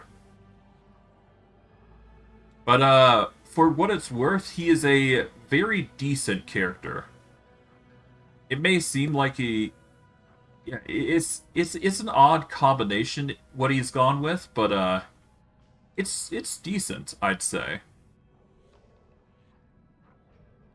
So he is built under the premise that well, he uses two-handed weapons, and technically he can also use a shield, in which case he can also use this.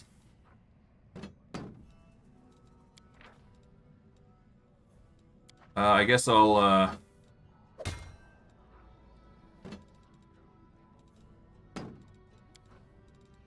apparently, he should be able to use a two-handed weapon in one hand. I'm not sure. But,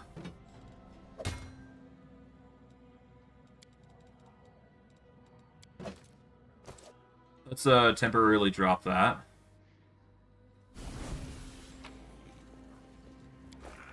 And we get the Immaculate Petal. It gives you a negative energy resistance of 30 and 17 spell resist. A decent shield, to say the least. But, yeah, we're just going to kick those 2 out of a party, because we no longer need them. But, yeah, that's a fun little addition that we got. And with that, that's basically the Battle Bliss done, I believe. So, that's nice. We also get a few bits of loot because of that, so that's nice. It's a cutscene fight, so what can you expect? Although I wasn't expecting a level 1 to fire out holy rays and whatnot. That was an interesting sight, to say the least. Alrighty. Now, we do now have a...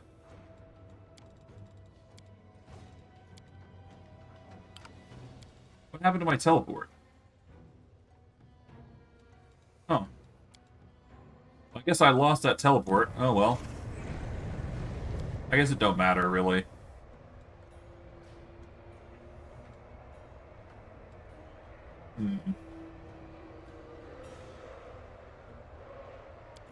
For now, let's go back to the Nexus, because we can quickly check in on a few characters here. Shouldn't be all that bad. It'll just allow us to get some experience on top of everything, I would imagine. Or at least complete a few quests here.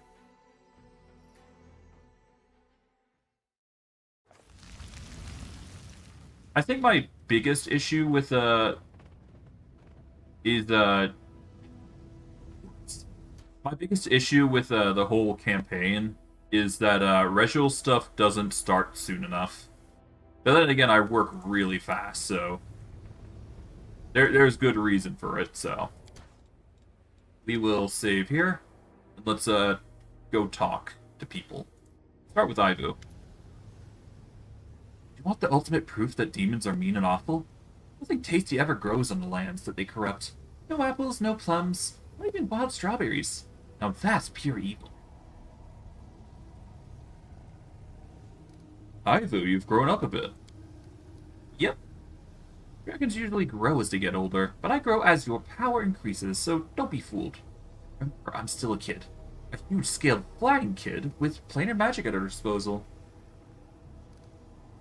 Are you alright? How did you feel while we were rescuing you? Ivu gives you a long, hard look. I'm gonna let you on a really important secret. Don't tell anyone. The demons caught and kidnapped me, I got really scared. I mean, I'm a brave dragon, really brave, but I felt scared and lonely. Scared sometimes too. Trust me, there's no shame in that. Eyes go wide in surprise. You get scared? Really? You get the shivers when you're scared? You get an itch right on your nose too? I always do. But what matters is a happy ending. It couldn't have ended any other way. There's something I want to tell you about early sunset. Ah, boring. He's always been a little boring, but I thought he was your friend, so I didn't mind so much. All devils are boring. He's the first devil I've ever seen, but I just know that they are all boring and impossible to listen to. Good. Alright, let's talk to Rushla, because it's been a few days. Sorry, your dream turned into a nightmare. Okay. Tell me about dream. Please don't ask. Okay. I guess you're not ready. I believe there's a particular time, yeah. Several days. Okay, so I need more than one day, it seems.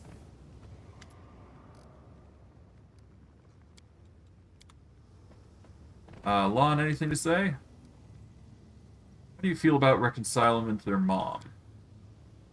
Weird. Well, I think okay.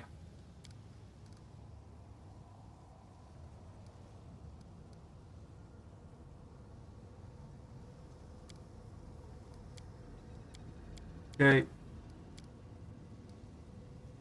Do you still want revenge on the demons for your family's suffering, or has something changed? I'm not going to go through all the dialogue here. It's been a while, so... If you guys want to read it, just by all means. One thing I do want to check is to see if the Playful Darkness is actually still around. Because I do recall that there was a Playful Darkness that we could interact with. So I kind of want to see if that's still present. We're going to go all the way up and over to here, into the Midnight Fane.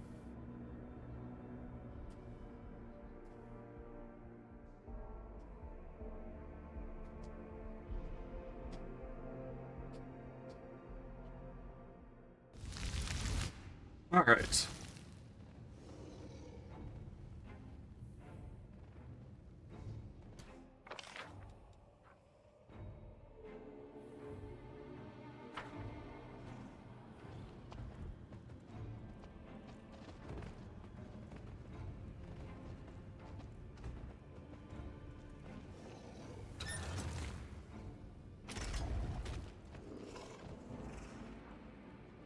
Okay, how's this looking?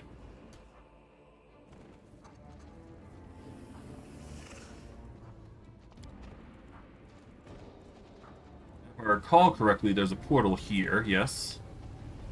So we go to this portal, I think, and then we can, go find a Playful Darkness somewhere. I'm not sure if he's still present, but,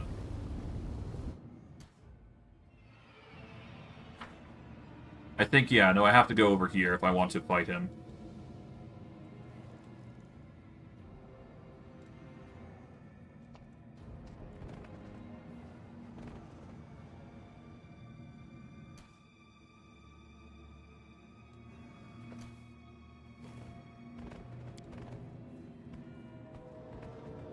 Okay, I'm gonna save here, because I'm not 100% certain whether this will work.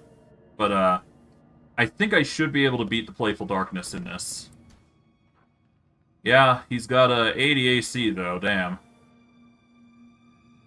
What's this to hits? It's a... I know it's pretty ridiculous. It's a 68. Christ. Okay, let's, polymorph back.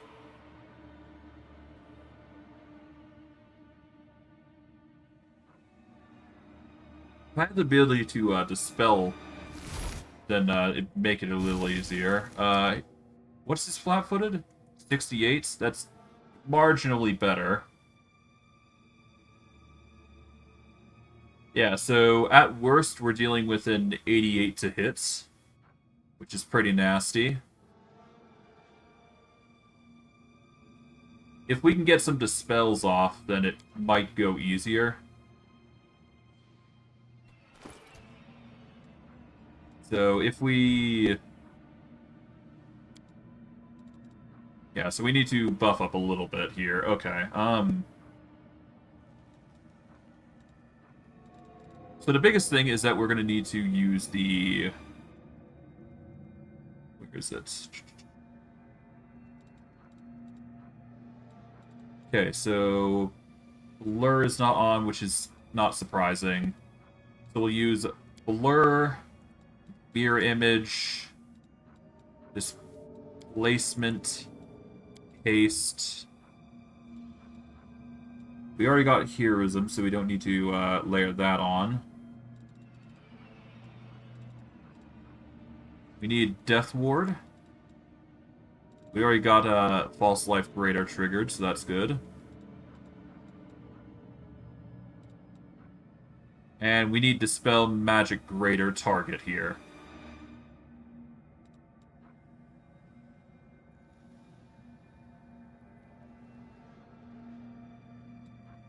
We're going to take off this, and we're going to equip Dispel Magic Greater. This will make it so we trigger off a numerous amount of attacks. And because we have Tremor Sense in our arsenal, we should be fine. So this will give us a 56 to hit. Technically higher once we polymorph, that is. And if we cause him to be feared, then we'll have a little bit of an easier time here.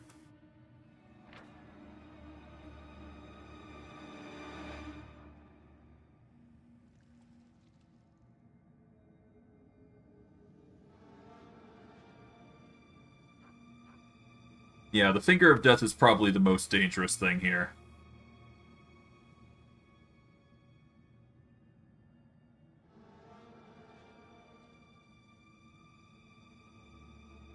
And of course the fast healing certainly helps against him, but oh right, I'm also going to need shield, I guess. Did I put shield on? I did not, so that will certainly help. That's going to give us a 69 AC. Now we're going to save here.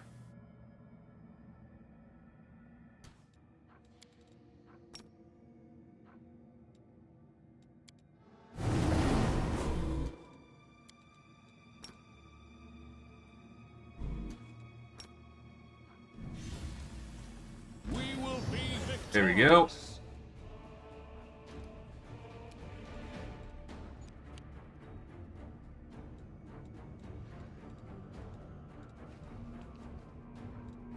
Failed to dispel a whole bunch of stuff. I rolled a 10, so I need to actually do something here. Hold on. I think there's a way to actually double down on it. I forget what it is, but I think there's like I think I have an item that allows me to nat 20 on this. I'm not 100% certain. This is my path. Let's see, hold on.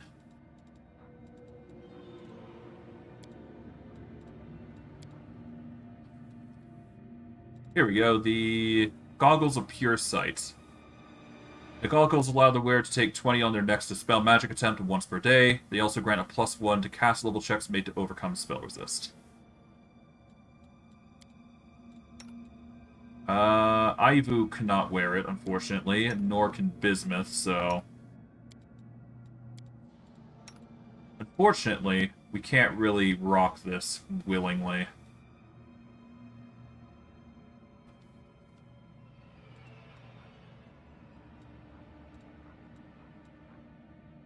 I could wear this cloak, which gives us a +4, effective +4 cast level when using scrolls, which would increase the odds of the spell magic working. But I'm actually gonna abstain from that. I want to try and get a nat 20 on this. We will be victorious. Okay, we failed to dispel, so... Yeah, it's looking like a nat 20 is needed. Hmm.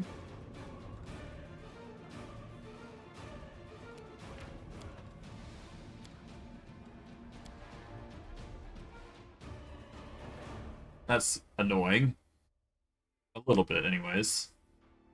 I know that during combat you're not able to change gear, though, so...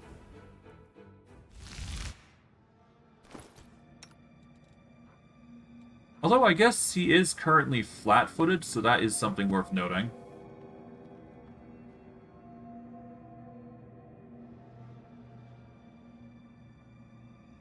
I could also wear the Robe of Seven Sins instead of the Heavy Fortification, which would allow us the ability to potentially bypass it, but...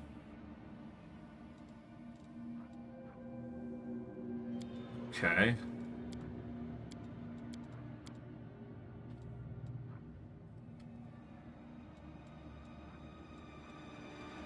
I feel like there is something that can be used here.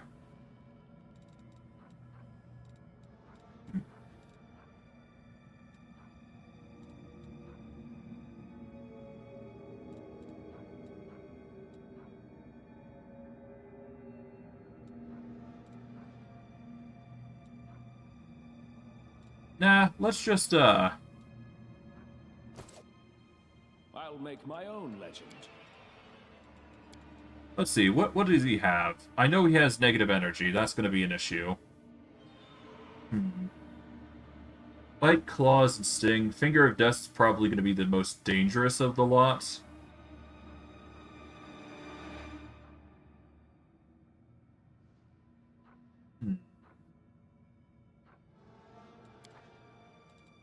Well, it's fine.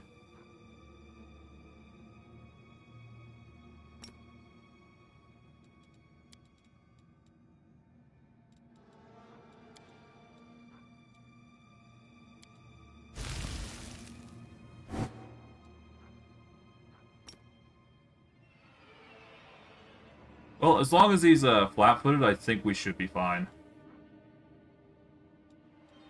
We just gotta make sure Come and Get Me's offline as well. And we're currently rocking a 78 AC currently. We've got a 56 to hits versus his 68. As long as I keep him intimidated, I should be fine. And worst case, I can always just spam the scrolls with Aivu. So that's an option. Let's see how we fare before we start judging. Okay, a 16.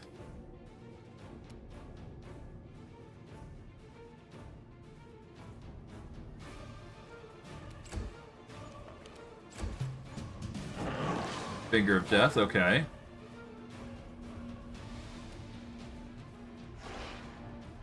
We succeed the Fortitude save at least, that's good. Only a 48 to hit. Okay. So it's not as bad. 59. So worst case is a 79. But we have enough boon to not worry about that.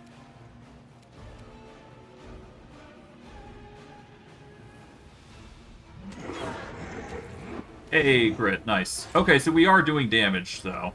That's good. I'm gonna arm Aivu with...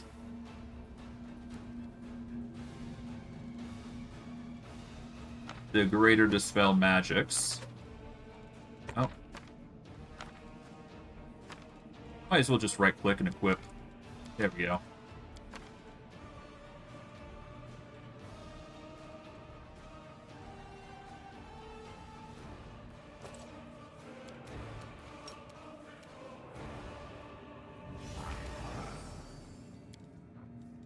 Failed to dispel, that's fine. Even if we just get one chance, that's good enough for me. Okay, so he's hitting with a 73, damn. We're just going to go combat expertise, because that's going to give us a +6. Yes, it does mean that we're having a harder time to hit, but that's necessary in this instance. I guess what we can do to make our life a little easier. Okay, we failed that. 5 foot.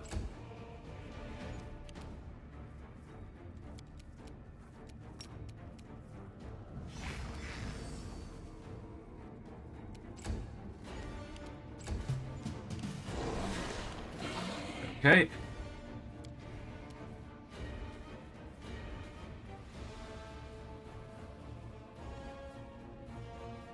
He's gonna be pretty hard to intimidate, now that I think about it.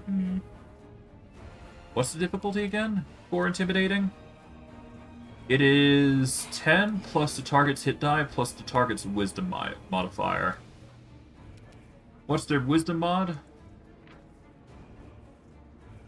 Their wisdom mod would be... If it's in the 30s, it'd be a 10, so... It'd be 13 plus 22 plus 12, that's 34, 36. So around 50 or so, which is not really feasible. So I'm more reliant on critical hits here, if anything.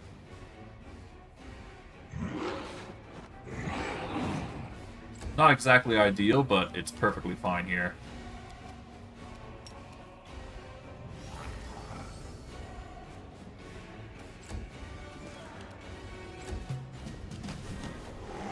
Okay, I have my answer here. Oh wait, is he stunned? No.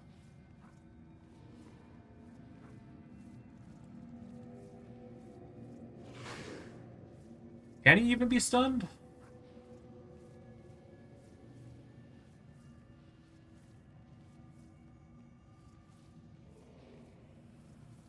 He can be stunned.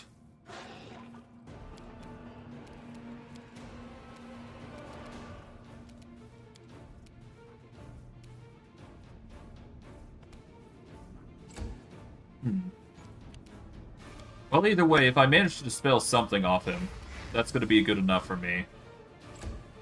So, no matter how much I spend here, it's going to work in our favor.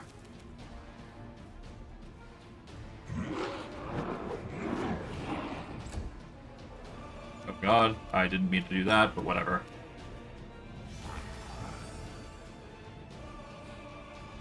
Alright, given the rolls, we reload. And we just keep rolling this, because if I can get one dispel off, then he's going to be in for a world of hurt, because one natural 20 later, and he's in for... He's just going to be in pain. This is my path. To be fair, if I really want to make this more likely, I could use the other trick, but I digress.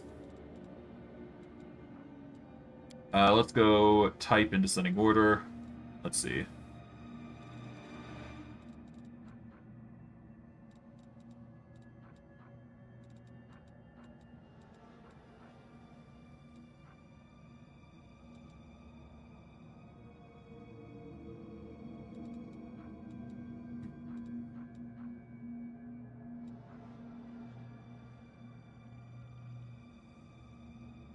It's kind of unfortunate that I can't get Lizard Tail to work, though. So, it's a bummer there, but whatever.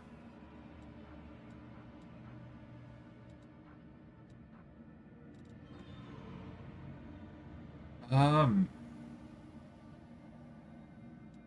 don't think I have the weapon training ability, do I?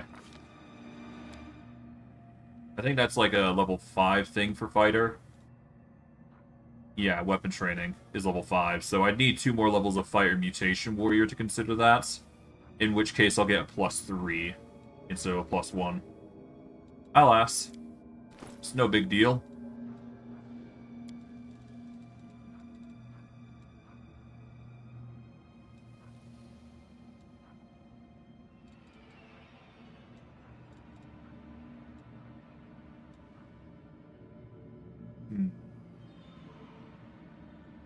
I don't really need intelligence here, so I could just go with the triple fin helmet here.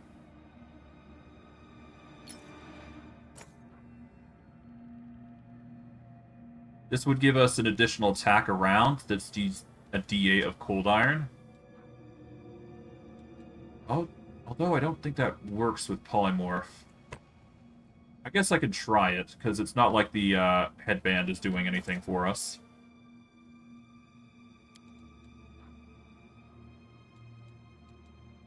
Is there anything in consumables I can use here that'll help a little bit?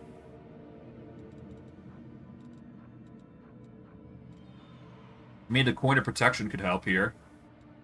Gives us a DR5 of DR5 for a minute. For a permanent buff, though, if I could choose.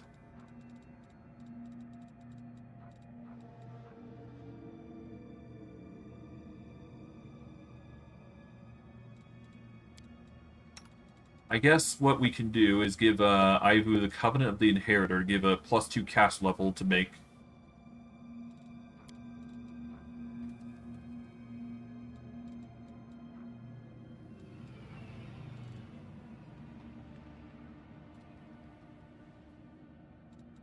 Yeah, that'll overcome spell resist at the very least.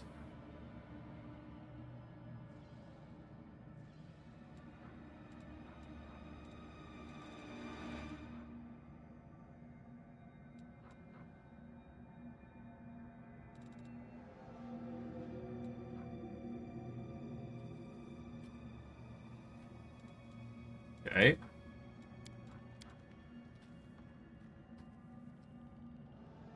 I guess this would be the best way to figure it out, huh?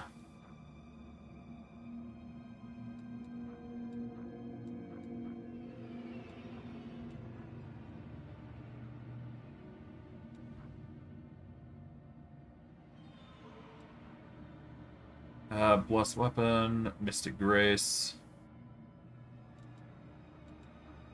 Unfortunately, only the Covenant of the Inheritor is the best way to overcome spell resist, it seems.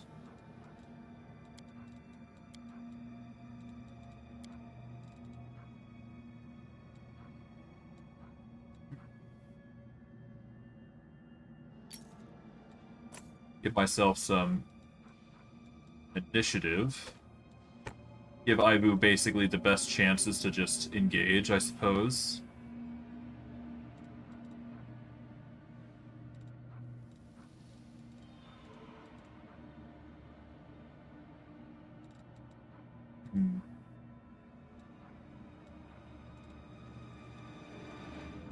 Oh, right, I could also give Ivu the Lizard Tail, to be fair, now I think about it.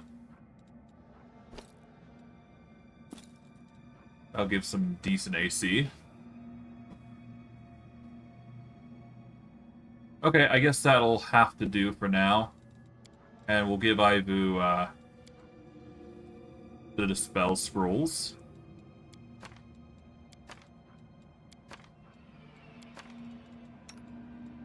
I'll take this off. And I will wear the coin, which will give me a 5 DR on top of everything.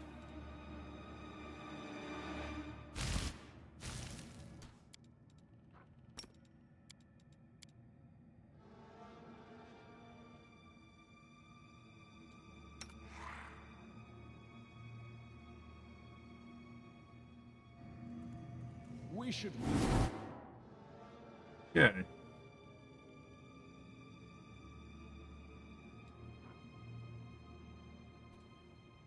Alright, I've got a 58 to hit, technically a 60 to hit with Rage. The miss. With this on, though, it's technically slightly higher, I think. 31, we get an 11. Okay, so this doesn't really change much.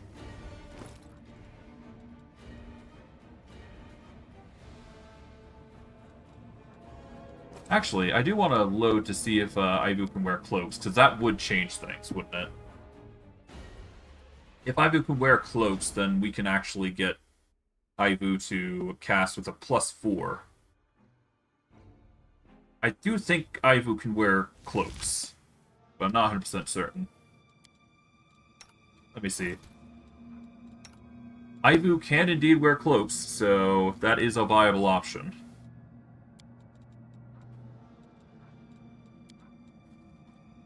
Alright, cloak. We're looking for the cloak that gives a +5. Or no, a +4 when using scrolls. So this will make it so the greater the spells are even better.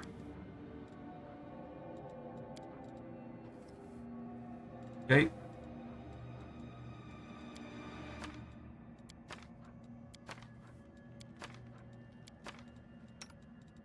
We'll take off this. We will...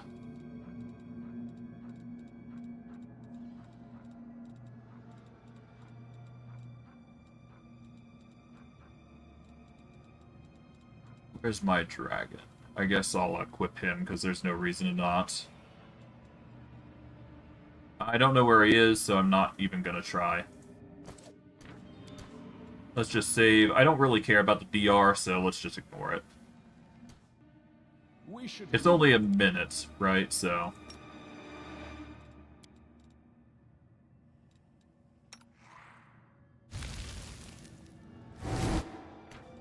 Okay, save. Actually, hold on. I need to give Ivu initiative. Well, I'll just prep Ivu for gear. Give him the belt. If my mouse would cooperate, that is.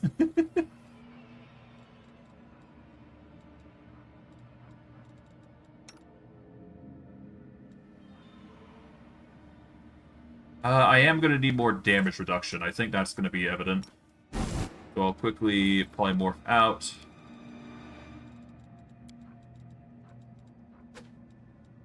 Replace the int with a helm that gives me DR.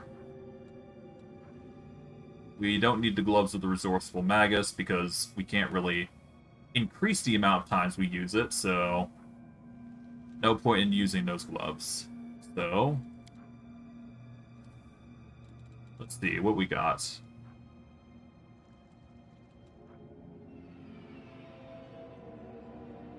DC of the saving throw is 10 plus wisdom modifier plus character level. We're level 27. Wisdom modifier is 10, so that's 37, 47 for DC of the gloves.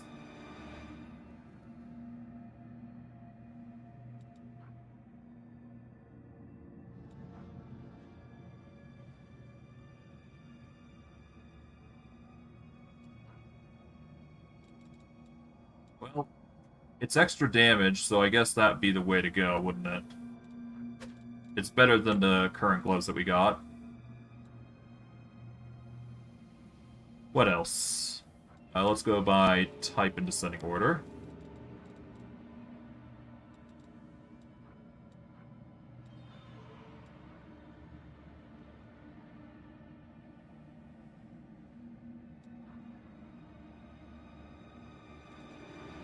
Well, for Ivu at very least.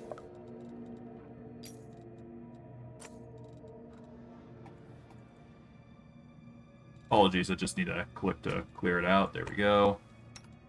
We do need a damage reduction. This will just help our survivability. We do heal if we do it this way anyways, so that's good. Let's see.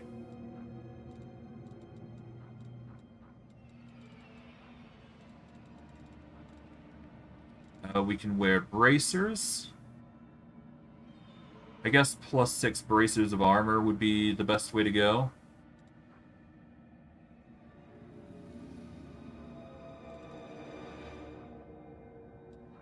Yeah, bracers of the Eldritch Scholar work. That'll give us a +6 AC.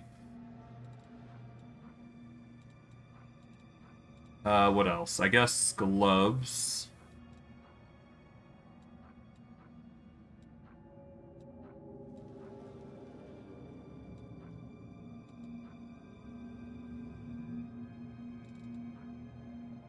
Yeah, we don't need gloves, so we'll be fine with that. Can't wear armor with Ivu, so yeah. The +8 to initiative will have to do. I'll make my own. And now we polymorph.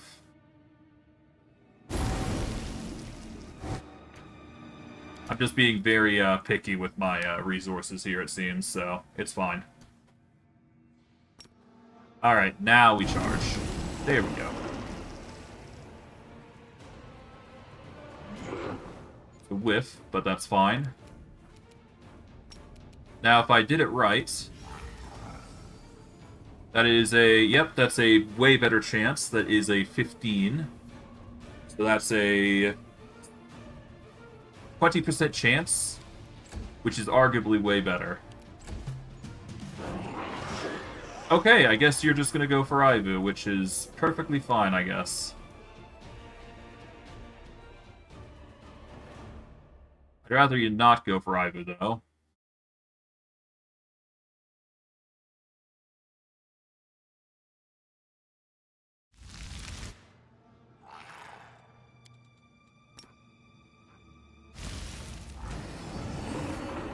Well, I guess I could, to be fair, start with a Dispel. Oh, I get to double down. Nice. Hey, I dispelled Barkskin, Heroism Greater, and Foresight.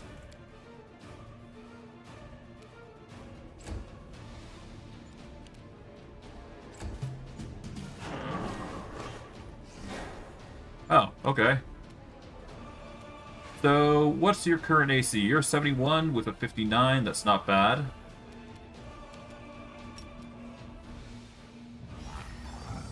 Failed to dispel, but that's perfectly fine. I want to avoid being in close proximity as much as possible here. Let's see. 76 AC against your what? 57 to hits. So at worst, we're suffering a 77. Thankfully, we do not need combat expertise here.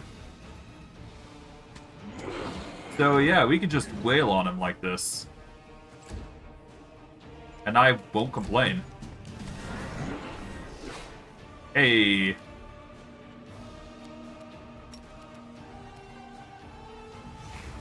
We managed to get rid of his Owl Wisdom, his Mind Blank, and Haste, which makes him much weaker.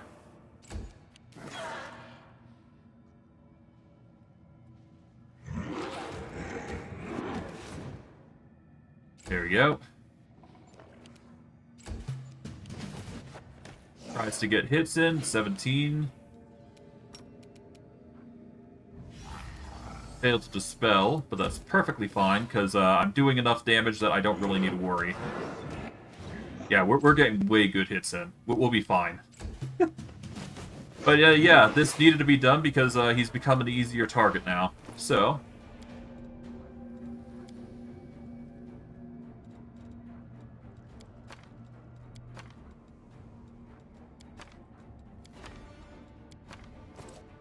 Normally, I would not cheese it like this, but you kind of need to do it for this. But we get rid of his Displacement, Invisibility Greater, and his Magic Fang Greater, which makes his to hit way worse. So now he's only hitting with... Yeah, no, his to hits are now way worse, I guess. Alright, well... Wail on him, I guess. There we go. Nice try. We can try again. Failed to dispel, but that's perfectly fine. At least as long as we get a one hit in, we're doing great.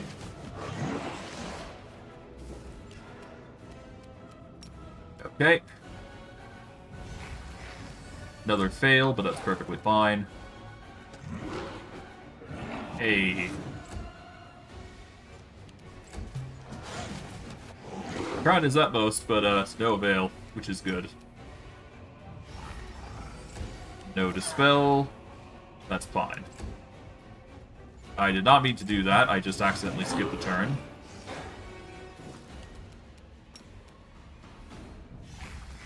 We did get rid of shield, blur, and echolocation, though, so that's good. That means he's not going to be benefiting too much from blur. He can see invisibility, but that's not going to help in this instance.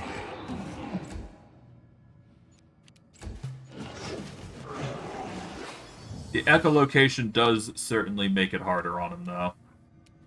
What I will do, though, is instead of casting any dispels anymore, because I'm confident that we can handle this now, we can see about casting haste. There we go. Just get the quick burst of attacks in. Why not? And this will be the Playful Darkness dealt with. Took a little longer than anticipated, but, you know, works out. Hey. For our troubles, we get 2 more Swarmbane clasps. We get Wail the Banshee Scroll. Inflict serious wounds. Blur. Invisibility. Mind Blank. Belt of Giant Strength +4. Headband of Vast Intelligence +4. Amulet Mighty Fists. Ring of Evasion. Braces of Armor. And Cloak of Resistance. But by far, because we have some DLC available to us, we actually get some good stuff on top of that. The biggest thing, though, that I wanted to do here is get the Manual of Quickness of Action. We also get a few other things here. There's some loot here. A Speed Corrosive Short Spear. Some gold. And a Chain Shirt. And then, of course, there's this, which is gold powder, diamond dust, and whatnot. We get the scimitar here. But the biggest thing is probably, well, I wouldn't say it's the biggest thing, but there is this. Which gives us the Helmet of Weakening Torture, which we've seen before. But, yeah. That's the enemy dealt with. There's also loot over here, apparently. I assume you just need a rope, though. But, we will be using that... Well, we got another level up because of that, so that's good. But, we will definitely be using the book. Stein. That's going to give him an additional 2 agility, or dexterity, even. Which is just another boost to AC, which is always nice. We'll worry about the level up in a moment. I'm just taking my time here.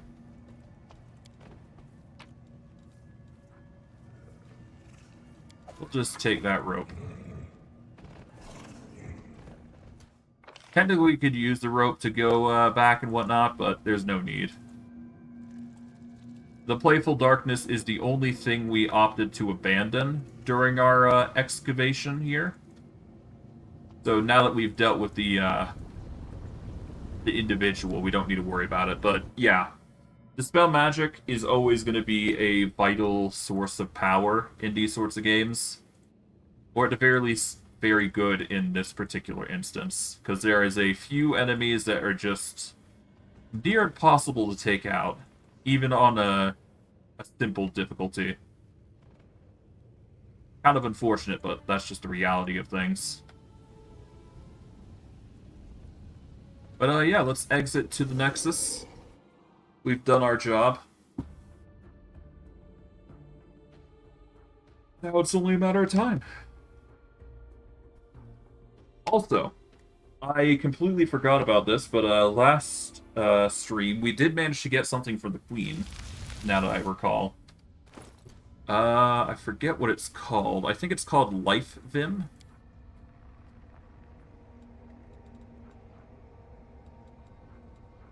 Yeah, no, it's the Life Veil. This is what the Queen gives you if you ask her if she's alright. So, yeah, you get a +6 enhancement bonus to Constitution, and the ability to cure serious wounds twice a day, which is nice. It's a good addition to have, just for keeping things safe. Supposedly there is a... I thought there was a belt that gives you +6 to all stats there, but I guess not. But it's fine. We can use this chance now to level up, though. I'm not sure if I go warrior or barbarian. I'm thinking barbarian would be the more logical choice, though. It would give us more points into rage powers, which is exactly what we need. So, yeah, we're gonna go into rage powers. I did say I wanted to at least get up to 8 because it does matter. Nope, not fighter. But we will be going barbarian at least up to level 8. Level 3 barbarian.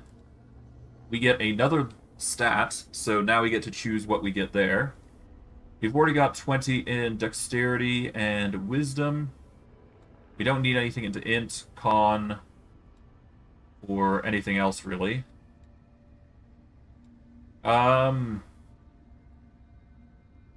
For us, intimidate works off, does it work off wisdom? I'm pretty sure it works off wisdom, yeah. So we want our wisdom to be higher. Yeah, persuasion works off wisdom here, so it's a good thing that we focus in on wisdom here in this instance. But just increase our points. We're up to a 44 intimidate, which is pretty nice.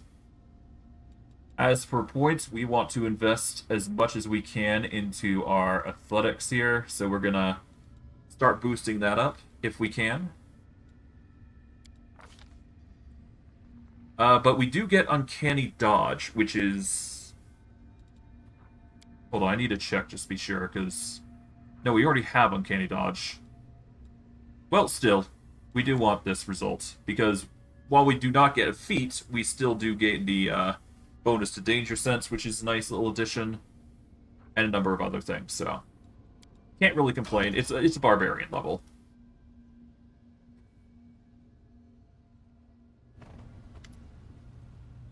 Looking around the place, the court seems quiet and dejected. Ah, Stein, hello there. I'm feeling uncharacteristically pensive right now. Or rather, I'm finding it rather difficult to put my thoughts into words today. I'm trying to understand something. We've been traveling together for a while now. What's your opinion of me?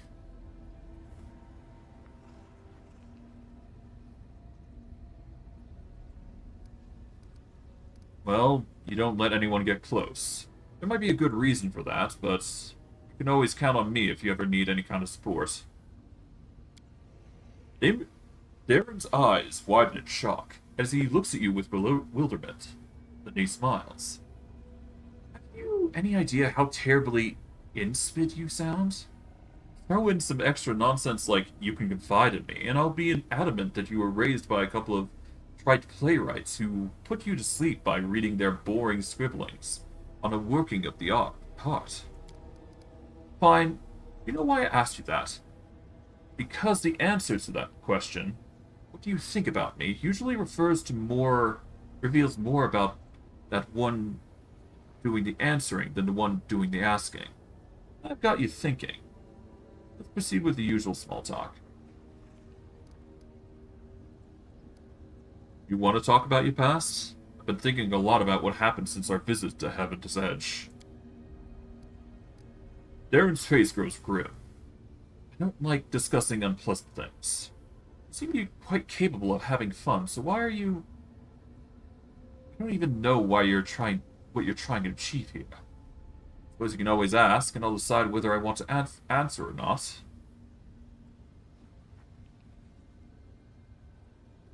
Well, were you ever close? Well, tell me honestly. You missed the people who died that day. Darren is silent for a moment. His people seem to pulsate to rhythm and thought, or emotions perhaps. I regret leaving my mother alone.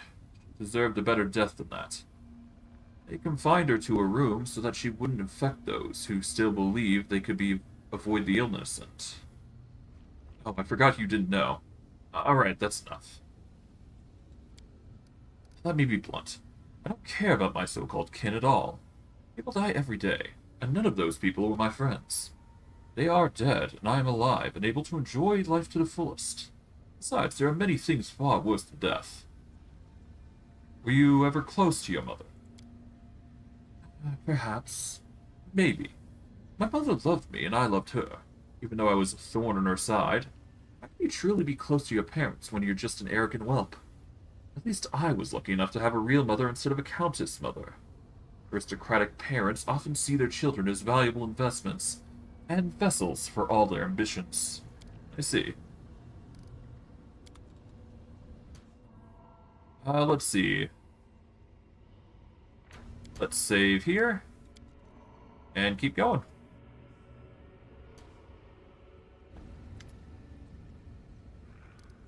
Do you want to talk more about what happened in the brothel? Are you talking about that homunculus of Herax, whom I was about to sacrifice? Oh, thank you for the follow. Much appreciated. Turning into my father?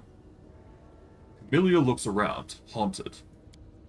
I'm still trying to understand what all this means. I'm asking myself if I really want to sacrifice my father. Does Miera really need his blood? And I do not need to know the answer. I'm not even sure I want to know it. I can't stop asking myself the question. So, no, I don't want to discuss what happened to Brothel. At least not for now. But thank you for asking me how I feel. I appreciate it. I do.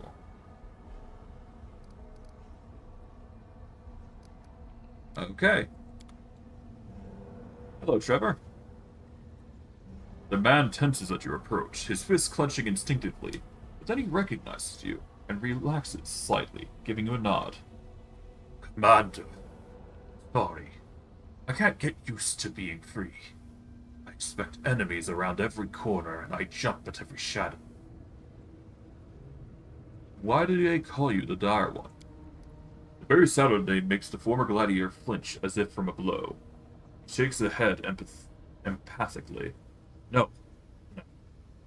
Forget that mindless dog's name forever. My name is Trevor Van Rick. How are you? It takes some time for Trevor to find an answer. He breathes slowly and methodically. It's getting easier. Getting used to having people around me again. I am not used to the quiet. How much do you remember about your life before the Abyss? Trevor looks at you and speaks in an unusually small voice. It's like a vague dream. Grapes, sun, smell of sawdust, church. I was a knight. Who am I now? He lifts his disfigured hands and looks at them as if they belong to someone else. What can you tell me about Cecile? I failed my little brother. I left him for this stupid war. I betrayed everything we believed in and sunk to the very bottom of the abyss. But he never lost faith in me.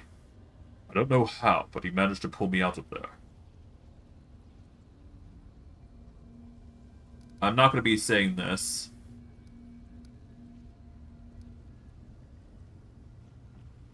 You're free. What do you want to do now? I want to go home. Should I send you home? I won't go anywhere alone. If you release Cecile from the service, I will go with him. If not, then we will fight until we win this war. Home will have to wait. I'm waging a war against the demons. Will you help me win it? Of course. What else is there for me? Alright. Pretty self-explanatory individual. Nothing too crazy. I guess we'll talk with Cecile as well. Cecile is holding a brush and laboring over a painting. He is clearly dissatisfied with the result so far. He tuts and tears the paper into pieces.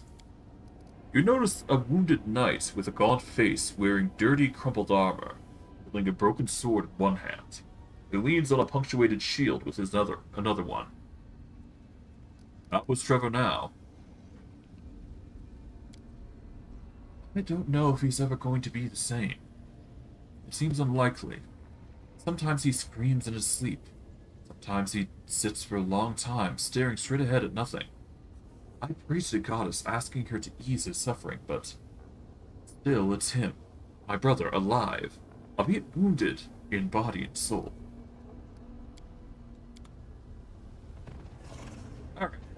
That's something.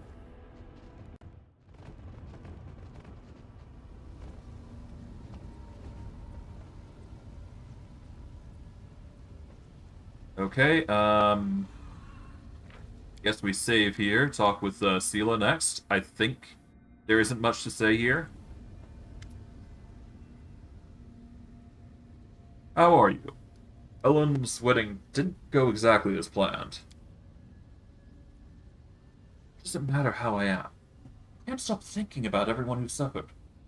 Clever Sela, the paladin, companions of the gods' chosen one. Didn't even notice demon conspiracy right under her nose. I'm going to officially change my name to Sela the Dimwit. That's how I'll introduce myself to everyone I meet, so that they know they can't count on me. If we're too late to save the souls of all the victims, I will never forgive myself. You know what else I keep thinking about? What happened to Curl? Did he really want to steal the ring? Did he just get what was coming to him? Or was it the fault of the demons who possessed his body? So many questions and so much grief. I think the whole world wound and 2 demon lords out there just waiting to hurt us was enough. I see. We don't really need to talk to Ember until we're done with our thing. Don't need to talk to Greyboard just yet. Wooljiff is this. Well, we talked to Wooljiff, so we don't need to worry about him. Let's see what Ninio has to say. I'll also talk to Regil just in case, but I don't think we're going to get anything out of him. So you're a Kitsune. How's it feel to suddenly remember that you belong to another race? I'm gonna go through this really quick. Why not?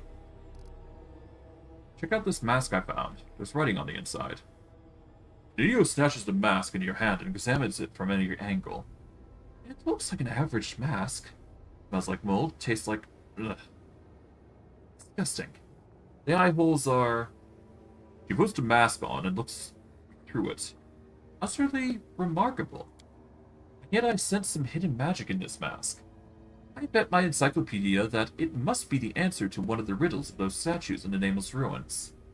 The writing on the inside looks very much like the one of the answers. All we have to do now is find 4 such masks and bring them to statues. You won't forget to take me with you when you head to solve the statue's riddles, will you? Better write it down somewhere. Ninio is extremely interested in visiting the Nameless Ruins after you find all 4 masks. Are you sure you really want to meet the mysterious entity we know nothing about? I am sure. I am convinced. Think about all the knowledge hidden there, in the emptiness. It seems to me that this event is certain to be my triumph. The experiment of the country, or century, no, of the millennium. Or maybe it will become my downfall. Complete fiasco. Here's the deal. If the mysterious entity decides to gobble me up, run as fast as you can while it's distracted. Tell all of Golarion about the heroic death of its greatest daughter. Tell them she perished, but that she never strayed from the thorny path, road to knowledge. Right. Right. Regil, is there anything you want to say?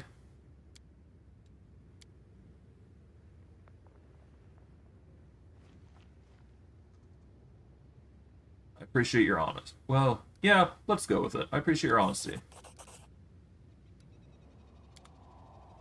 Let's be nice to Regil.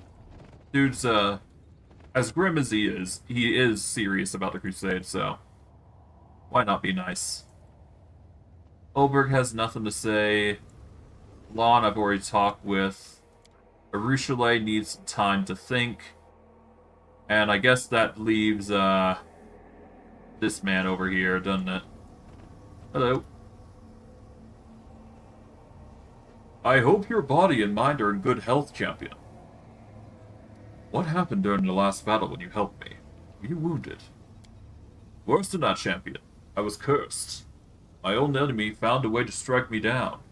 This curse is powerful and intricate. It weakens and binds me. Sooner or later, I'll find a way to cure myself of this affliction. but it will take time. Until then, I won't be able to help you in battle. Forgive me. Who was that demon who attacked you? His name is the Echo of Discari. He is the lord of the Locust host's unholy creation. He sits from his own dark powers in the bodies of the fools who offered up their prayers to him. He is my ancient and sworn enemy. Why is the Echo pursuing you, Herald, or Hand? My Lady Iomade inherited the throne of the heaven from the great Ardent, the same Ardent who overthrew the Echo and stopped Discari's last attempts to break through to Golarion. This is why the Echo hates anything and anyone associated with Ardent's legacy. And of course, the legacy includes Iomade. As her herald, I just happen to be first in line. And what should we do with this new threat? We'll proceed with our mission no matter what. The Echo of Discari is only interested in me, not you, champion. And that is for the best. I will follow you unseen by anyone, and I won't reveal myself again so that I don't draw the Echo's attention to you. And I will also try to cure myself of his curse. He is but a shadow of his evil master, and sooner or later, we will have to fight it. But until then, I will remain out of sight. Can I help you get rid of the curse? Do not waste your time and efforts on me, champion. I can take care of myself. This affliction poses no danger to my life. It was tended more to humiliate me than do any lasting damage. I will be able to cure it by myself. Here in the Abyss, we cannot afford even a moment of complacency, for our enemies are always poised to strike. Manago warned me about the danger that the closed portal pose. Before we move on, we need to take care of that. I am not well versed in such matters, but perhaps we should set a trap for the demons near the dormant gates, in case they attempt to activate those portals again.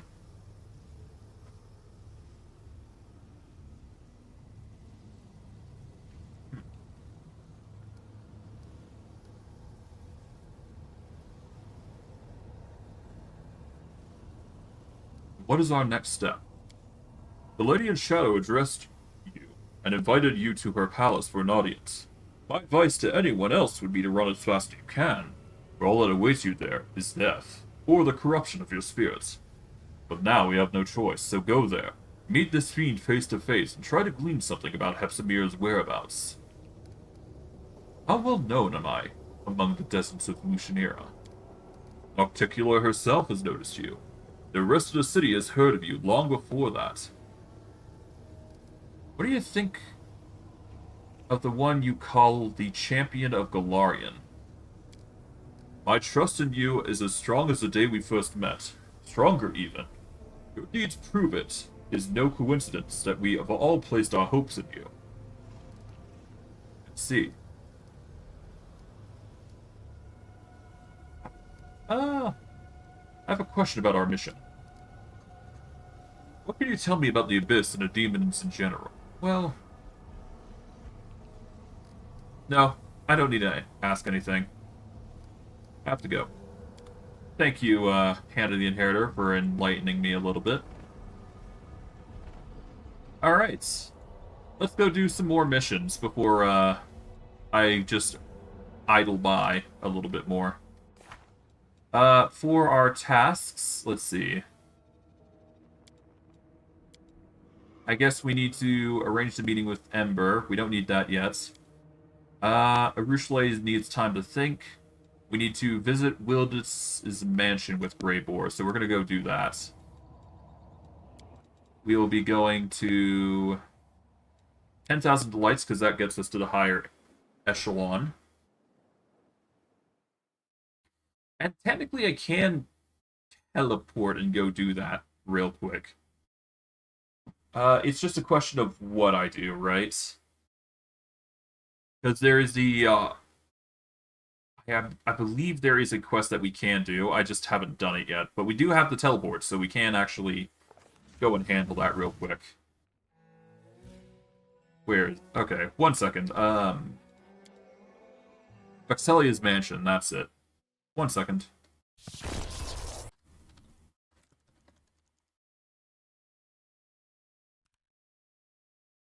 Here we go. The Rapture of Rupture quest.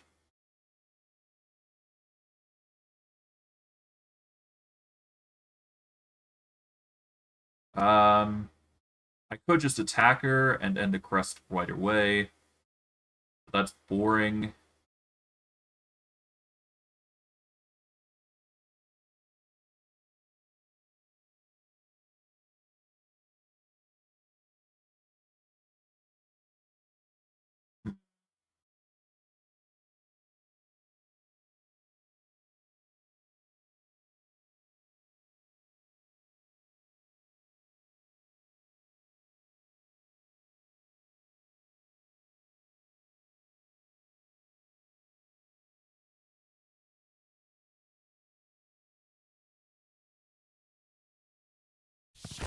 Okay, 1 second.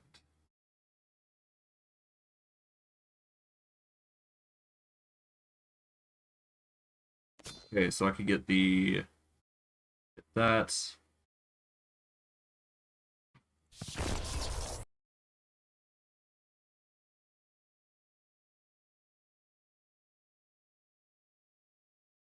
Okay, the ring. Yeah, it's alright. And then the last one, which is the robe. Yeah, it's okay. And then, of course, you get this. Okay, okay.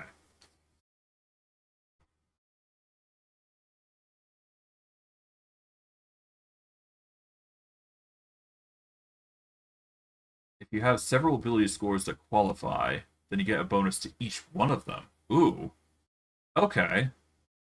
That does a lot then. Okay, so in this instance, we want to entertain her as much as possible.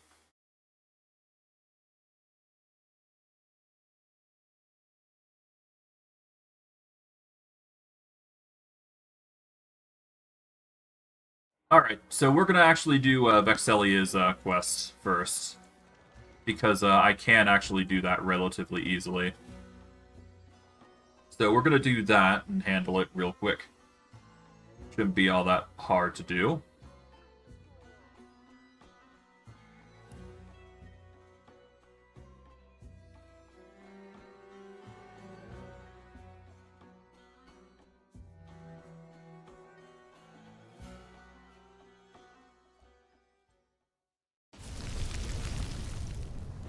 Alright.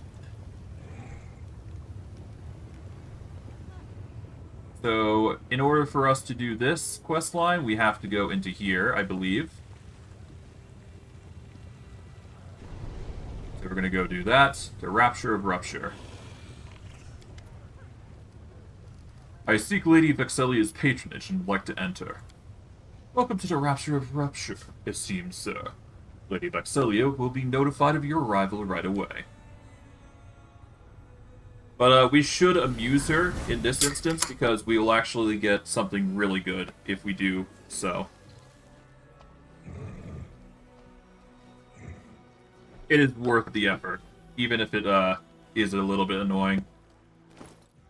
That said, we will lose out on one natural armor, but for it, we get way more, so it's actually better to do it. But you'll understand what I mean by that soon, I'm sure. So we will save. And let's engage in conversation.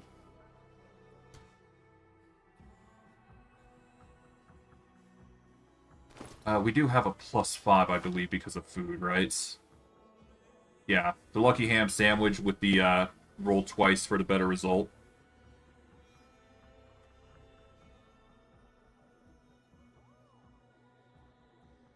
Oh, right, I forgot I have a 54 persuasion. God, that's ridiculous.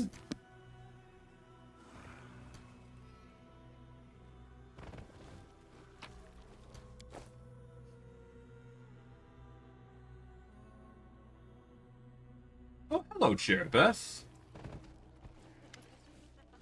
You hear Jerebeth's voice in your mind. He sounds friendly, though slightly wary. So we meet again in the Rapture of Rupture. I cannot help but wonder. By what whimsy of fate have our paths crossed again? Why are you in Alucianera? More importantly, why are you here? What brings you to the manor where I have taken refuge?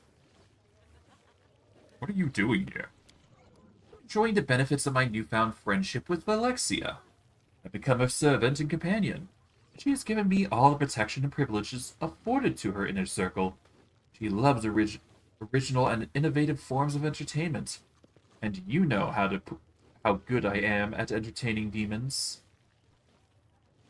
Aren't you afraid of Baphomet's revenge? Baphomet won't quarrel with one of Nocticula's best friends just to get revenge on an insignificant worm like myself. You hear amusement in Jerebus' disembodied voice. While the lesser servants of all three demon lords are constantly embroiled in conflict, always trying to entrap one another in web intrigue, the powerful and influential demons prefer to stay neutral. The time for their conflict has not yet come. Well, tell me more about Vexelli before I go. She's a magnificent creature, but she's always been afflicted by a terrible condition. She's consumed by boredom. Her entire life is an endless agony, and every day her torment grows worse.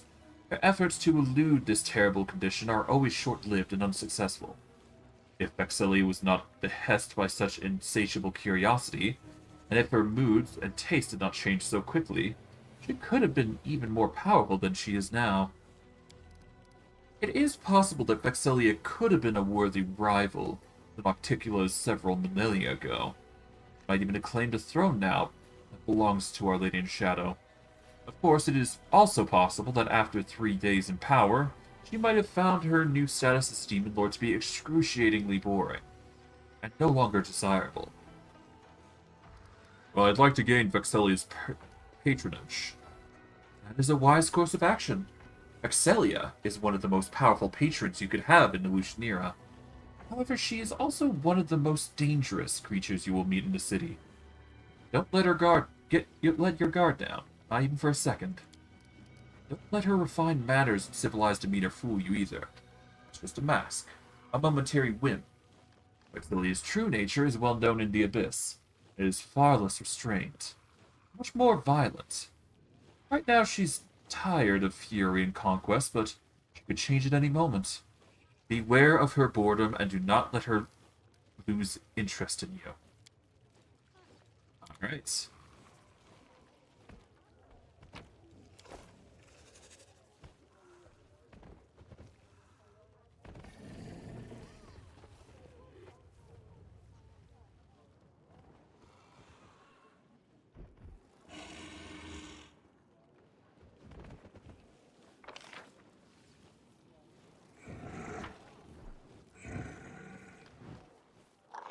Alright, let's go talk with her first, then.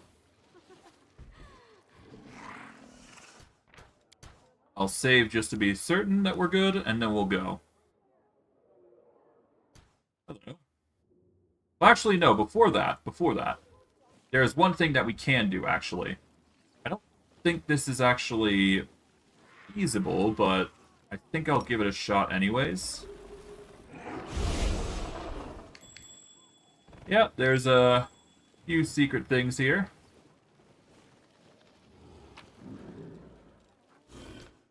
Got the screaming omelet recipe.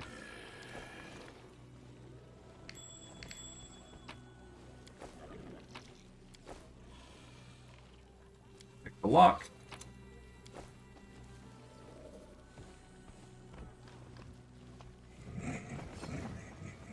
But yeah, as you can see, there's a number of loot bits here.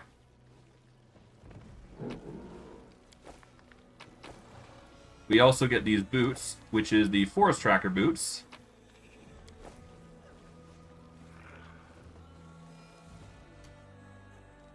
And then we can just teleport back, accordingly. There we go.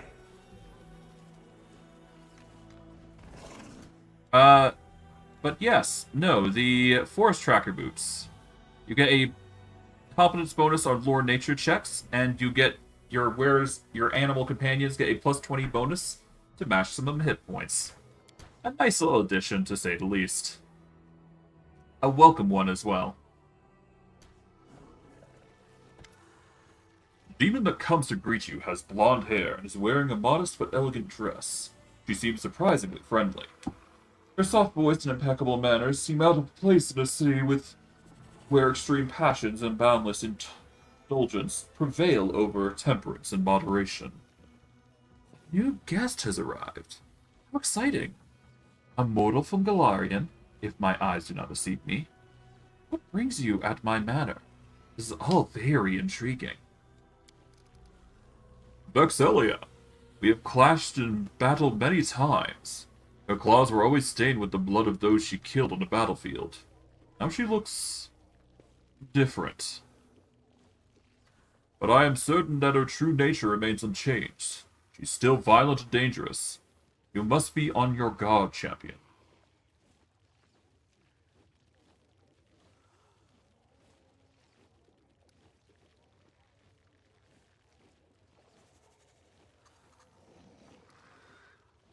Everyone talks a lot about you here in Illusionera. Who are you? Vexelia laughs happily. Ah, how refreshingly direct.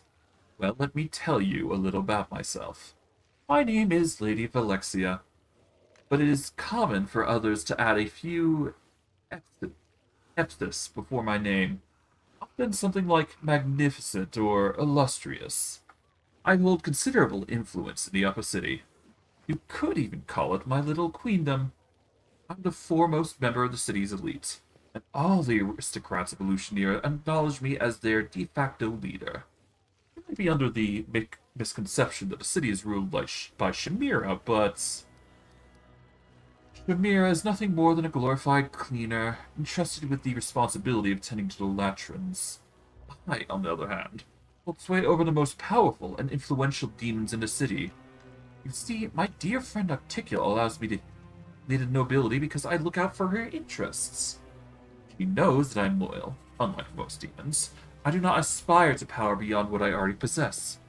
I would never stage a coup against Our Lady in Shadow, nor would I ever use my position in society for anyone else in such a foolish endeavor.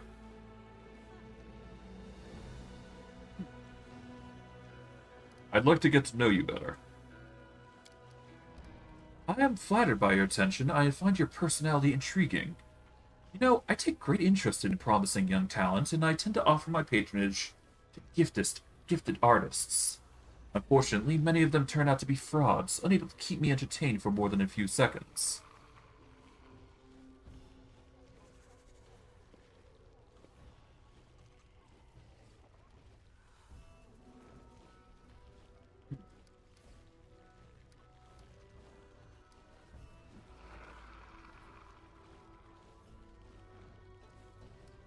I don't think I say these two.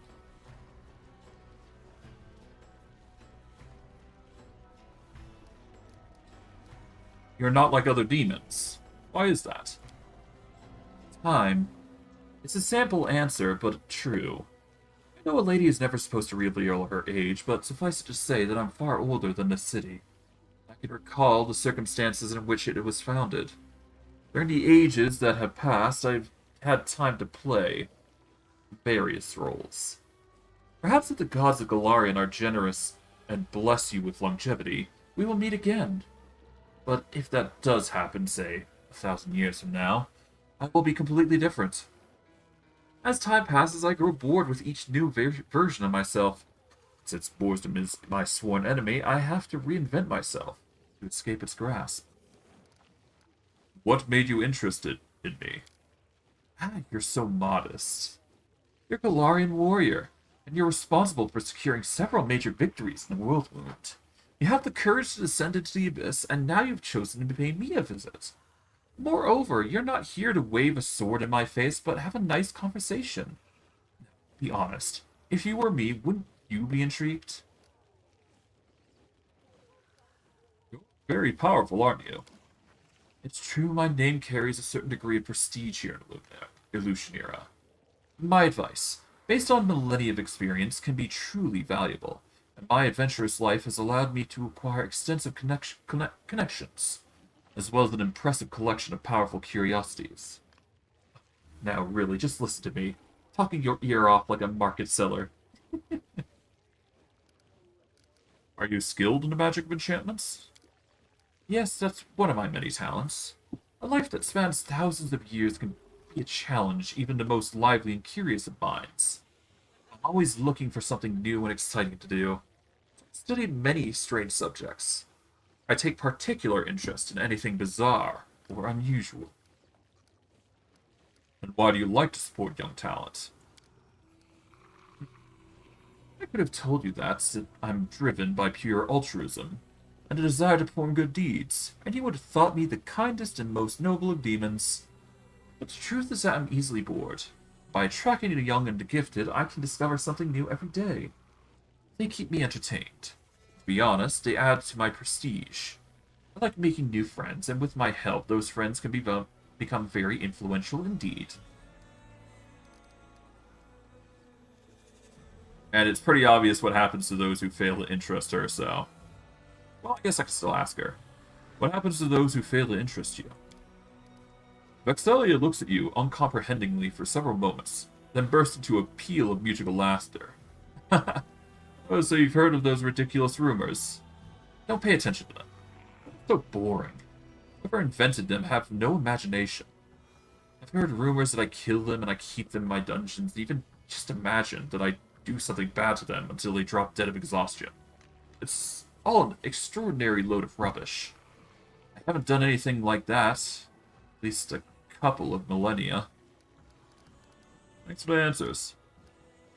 Thank you for being interested in what I have to say.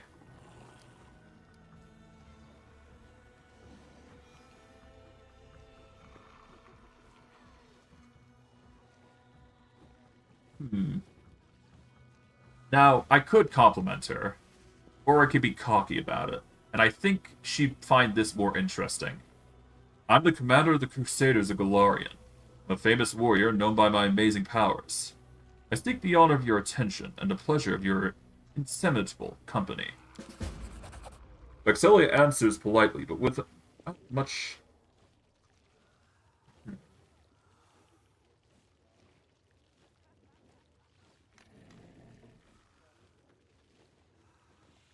Your special abilities will hardly give you the same status they did on your homeworld. Demons will not see you as worthy of glory and respect, until you demonstrate what makes you unique. However, you managed to pique my interest, and I would be glad to make your acquaintance. There's no need to bother with titles. You can simply call me Vexelia. And you are? Don't put your trust in their words, champion. Vexelia's temper is like the wind that blows across Ishir. It changes constantly and bodes poorly for us no matter what direction it turns. I must watch her as vigilantly as a skilled sailor watches the horizon.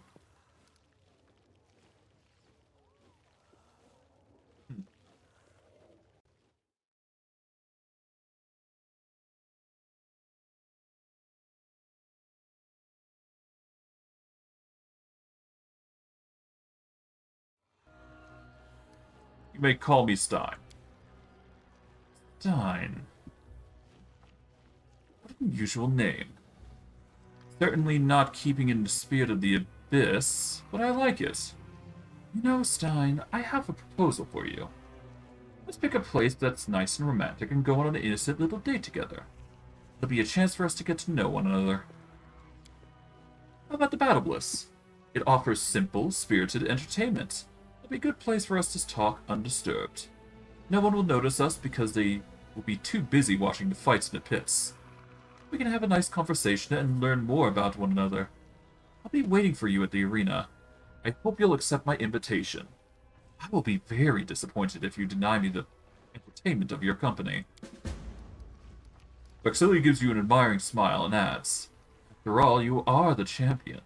You've conquered the arena. What better to learn more about you than in a place that you proved your worth? That is true. Please, don't stay away too long. But, yeah.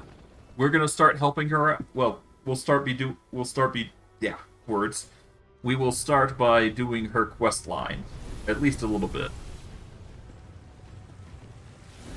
And by doing this, we'll actually get access to a coin, I believe. So, it's two things in one. We're basically making fast travel a little easier on ourselves if we do this. So it's a welcome addition. So So we will go here to the Battle Bliss. I do believe there is a specific way we need to handle this.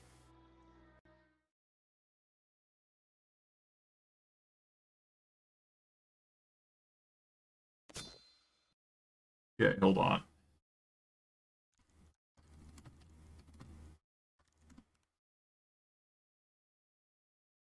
Okay, we want... Here we go. We want this. There we go.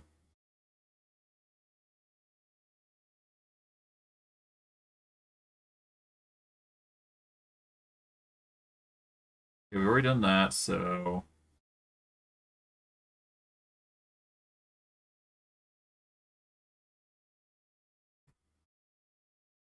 Just keep track. Just be sure to keep track of your choices and do not use the same alignment more times. Okay.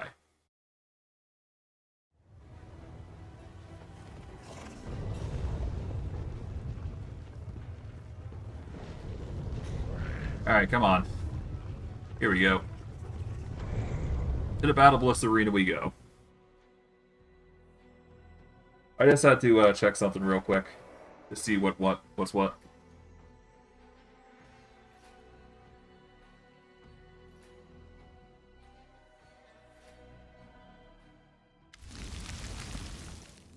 For your date, Vexelia has exchanged her previous dress for an equally elegant outfit. The blood-red hue of her new gown seems particularly fitting, considering the activities of the arena. There you are. Let's hurry to the box reserved for distinguished guests. I'm determined not to let you enjoy the spectacle from any other seats.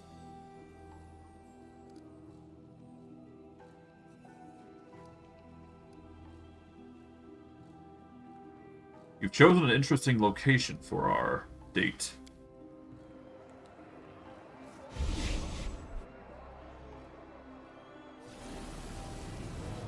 The demon shrugs and glances at you with curiosity.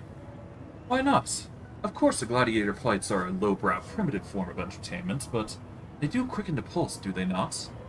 I can see why we shouldn't indulge in such vulgar entertainment every once in a while. Oh, fight's beginning.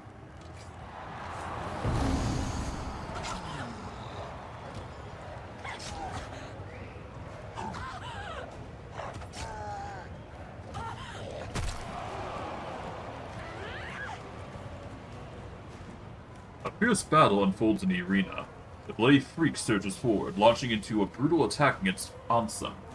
Ansem desperately tries to resist the onslaught, but the bloody freak is relentless. He strikes one furious blow after another, showing no signs of exhaustion or fatigue as he bears down on his opponent. Ansem attempts to fight back against her enemy with quick sudden attacks, but fails to find an opening. Her movements begin to slow, and her footsteps leave behind a crimson trail of blood. I can fight alright. I don't like to watch such horrible fights. Watching them is scary and it makes me unhappy. Oh, here's an idea. I'll just keep my eyes closed. Item squeezes her eyes shut resolutely.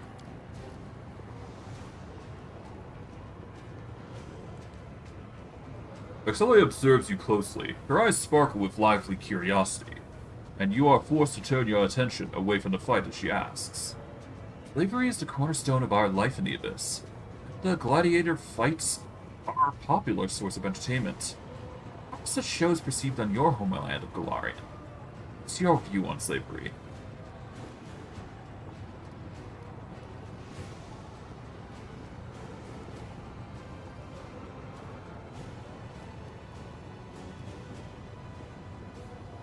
Well, the very idea of slavery offends my free spirit. Vexelia smiles approvingly, clearly pleased with your answer. It offends ours too. Humans take great pleasure in taking care of others, and I will buy and sell people without hesitation. But a demon in chains will not rest until they regain their freedom, and tear their captors to pieces.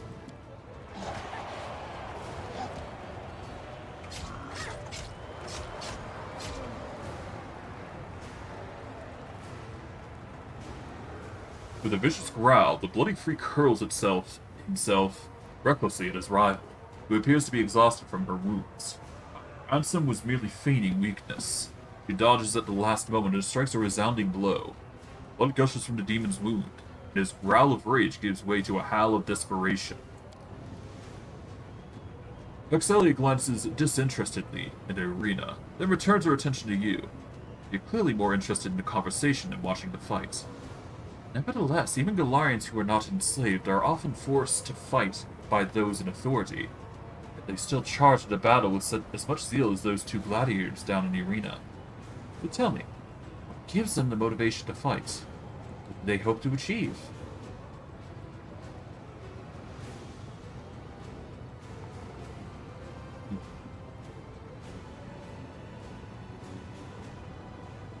Well, those with honor will follow the orders of their sovereign, and fight because it's their duty.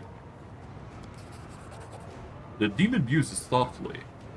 Fight simply because something within your soul demands that you give your life for another. How incredibly strange and intriguing.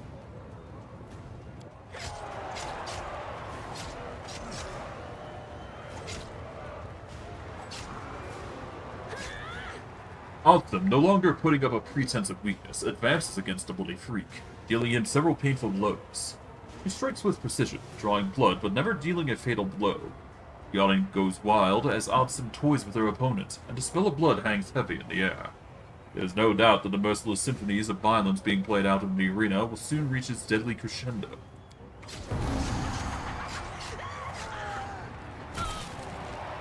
But the bloody freak isn't finished. He lets out a monstrous, bloodthirsty howl.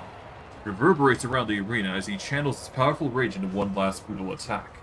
He strikes as swift as lightning, and Alstam's flurry of blows is brought down to a sudden halt. He sways slightly, then doubles over, as if embracing the blade that was just plunged through her body. Then with another primal roar, the demon cuts her down, smashing his weakened opponent with one powerful strike. Vexelia watches Alstam closely. She muses thoughtfully. Every warrior will meet their death eventually. How do Galarians face their end of life? Are they scared of death? Do they despise it, or do they welcome it as a friend?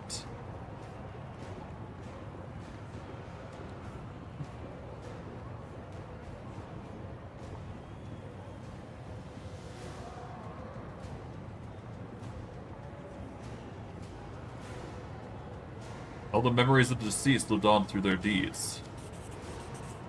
Vexelia looks at you with newfound respect. What words distinguish you from a multitude of fools who think only about themselves, give no thought of the future? They fear death, and they tremble at the thought of their pathetic lives that will come to an end. The screams of the howl of the crowd are deafening. The bloody freak, oblivious to his numerous wounds, basks in the admiration of the audience. The arena master's voice rings out across the battle Bliss. All hail the winner. Hail the bloody freak.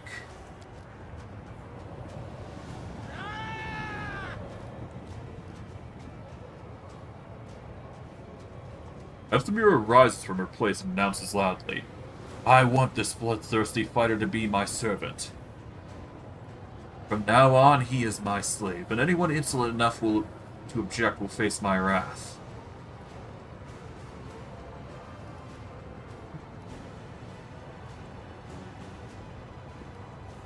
If you outbid Heptamira for this gladiator, you'll wipe the smirk off her arrogant face.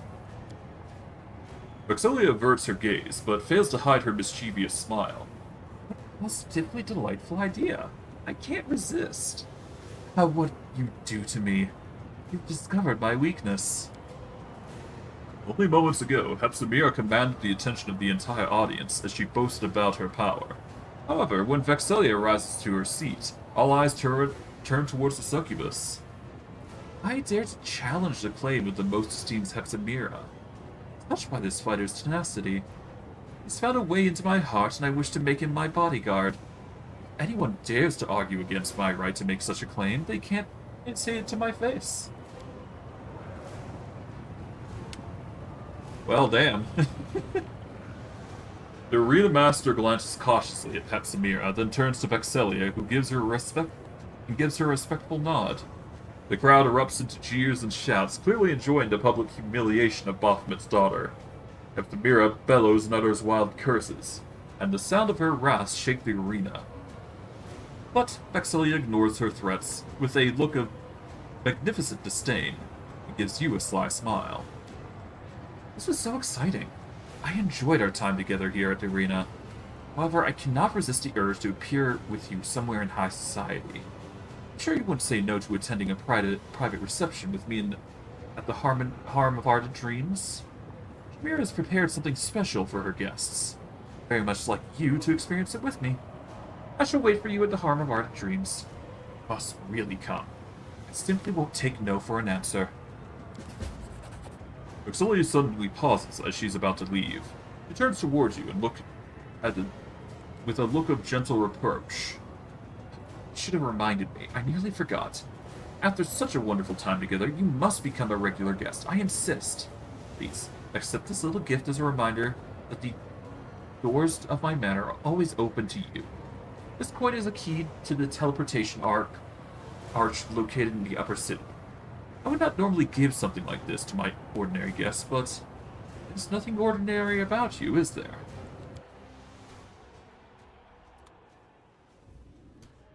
And the reason I chose such interesting choices is strictly because that you get more benefits as a result. So you basically need to be spontaneous. Hmm.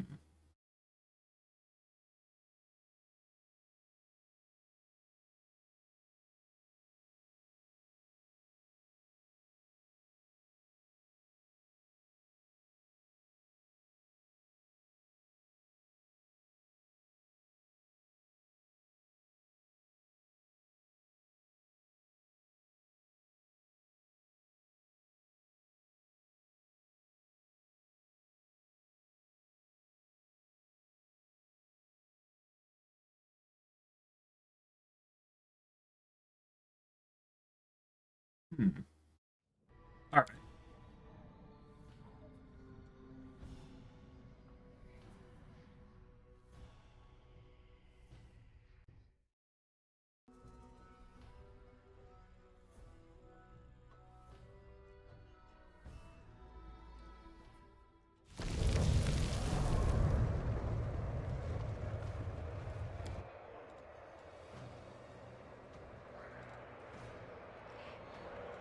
Okay, so Deterrence of the Favored Mistress. This is basically our way to get to the top of the Lucianera. It's an easy way.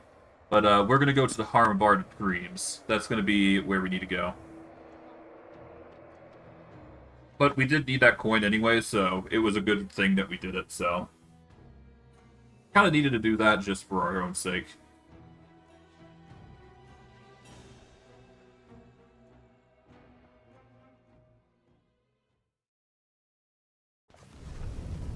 Right. We will save here. Let's see, what bus we got on currently? We still got heroism for 28 minutes, so we can keep going. And even then, we can roll twice to take the better result, so. No big deal. Here we are. It was a good idea of mine. Yeah, it was a good idea of mine to introduce you to high society at this reception. We're subject of gossip among the guests. I had heard them whispering about how we showed up together.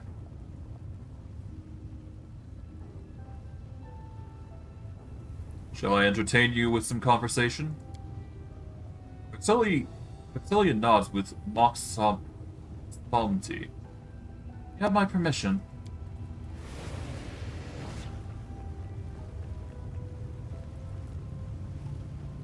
Shamira's voice rings out through the hall. All rise. The proceedings will now begin with the dispensation of false justice. I, Shamira, the Ardent Dream, will perform duties of a judge. The rights of prosecution will be granted to anyone acquainted with rage and hatred, and the part of the defender will be given time and blind fate. All the participants are obliged to show due dread and obedience to the decisions of the court. Now, our first case is brought by the assassin, Dogwood, against the bodyguard for hire, Catterall. Dogwood accuses Catterall of being exceedingly nimble and dexterous. This excessive dexterity enabled the defendant to foil 3 assassination attempts against his employer, thus preventing the plaintiff from fulfilling his contract. Auxilia is more interested in having a conversation than watching the sham trial. You know, Stein, after our last visit to the Battle Bliss, I've been thinking a lot about the customs of Galarian. Despite our differences, we actually have a lot in common. Our actions and desires stem from the same passions, except when it comes to... Auxilia's eyes widen in excitement as she utters a word that is as foreign to the abyss as you are. To love. It's common knowledge that demons know nothing about love, so why don't you explain it to me?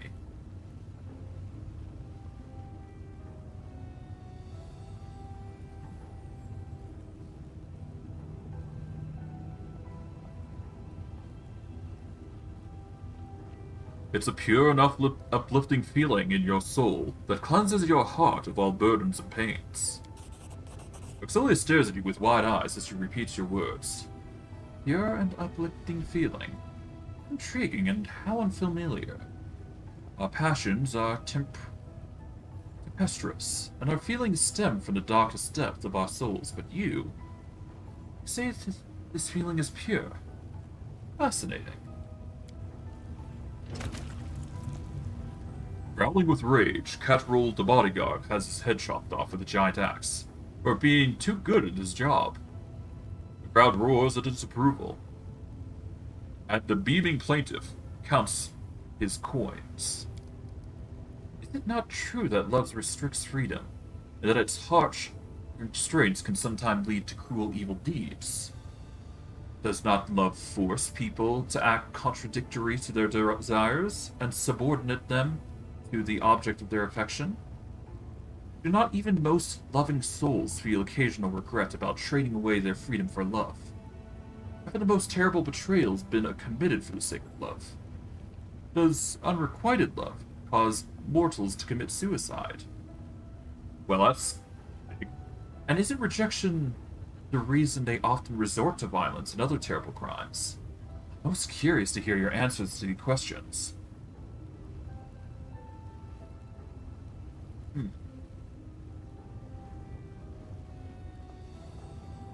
Yes, when a mortal can't control their emotions, their love can become a devastating force.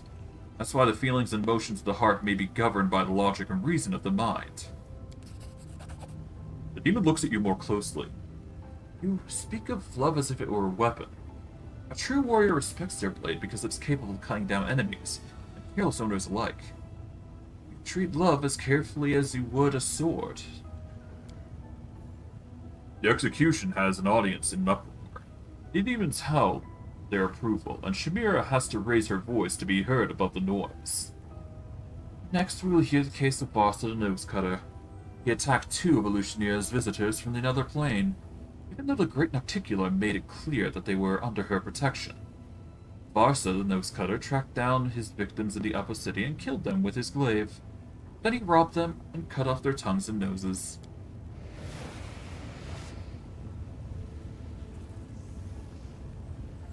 The scrawny demon doesn't look like a hardened killer.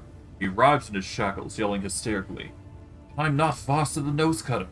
I don't know who that is. My name's Sharzel. I've never been to the upper city. I'm not allowed to enter. Even though that's where a man of my status should live. Besides, I never held a glaive in my life. This is all Hepsamir's fault. He wanted to buy somebody at half the price, and I refused to sell. Now she's taking revenge against me. Plans to get her hands on my people. It seems to me that love is like a living creature.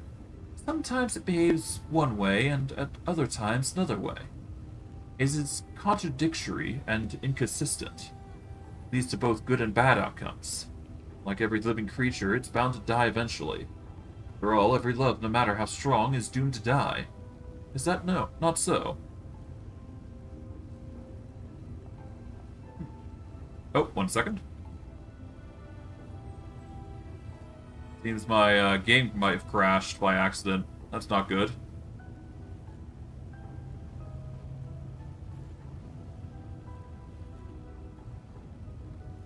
Yeah, no, it's crashed. Hold on.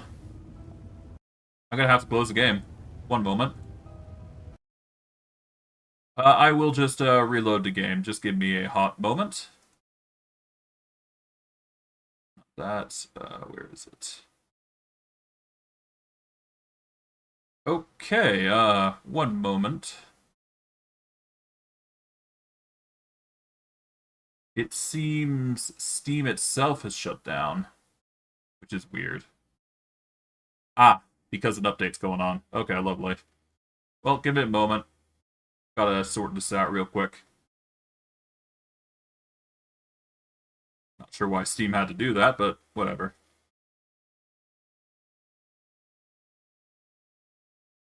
Give me a moment. I'm gonna quickly set up a image for you guys. Just so you have something to look at, I suppose. That's...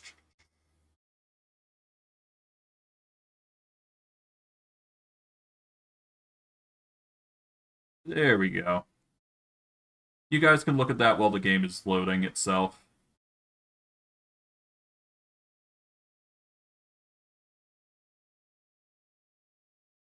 Alright, I'm launching the game now, so...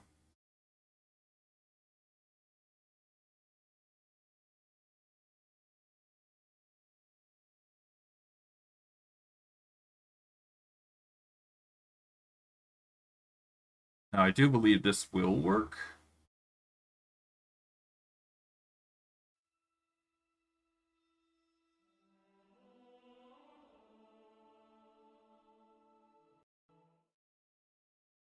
There we go. Alright, let's load. Well, I wasn't expecting a crash of all things, but hey, things happen, right? We'll just speed through the dialogue options. We'll go through the same ones that we did before, and then we'll go from there.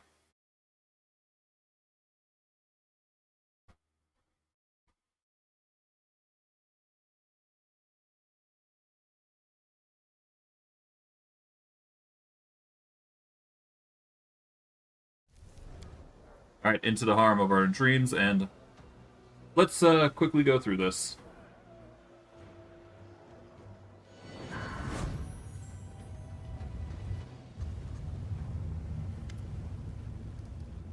Entertain you, yep, there we go.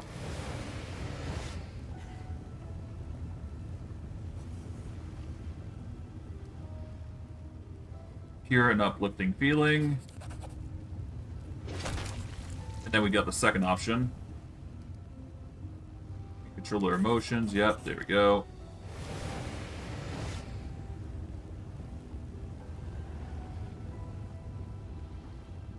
And we go with, it seems to me that love is like a living creature. Sometimes it behaves one way and the other time another way. It is contradictory and inconsistent. Leads to both good and bad outcomes. And like every living creature, it is bound to die eventually. After all, love, every love, no matter how strong, is doomed to die. Is that not so? Love never goes away. Old love just gives way to new love. Vexillia maintains her composure, but you can see the corners of her mouth twitch and her eyes twinkle mischievously. It's all madness. True madness. Everything you say is nonsense and empty fantasies, yet I find them impossible to resist. My head is spinning. What have you done to me, my cunning friend?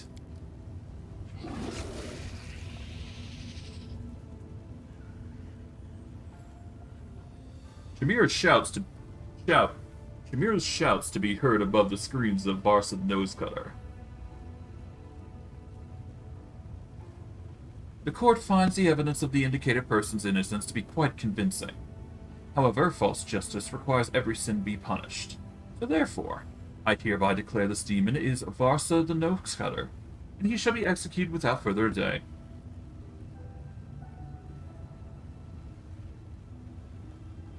Shamira throws a conspiratorial glance at Hepzibah, who stands nearby. The latter grins and bows mockingly.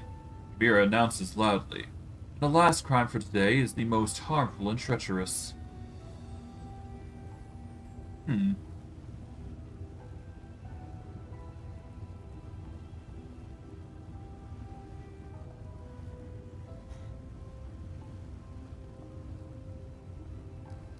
Hold on, let's see. 1 second.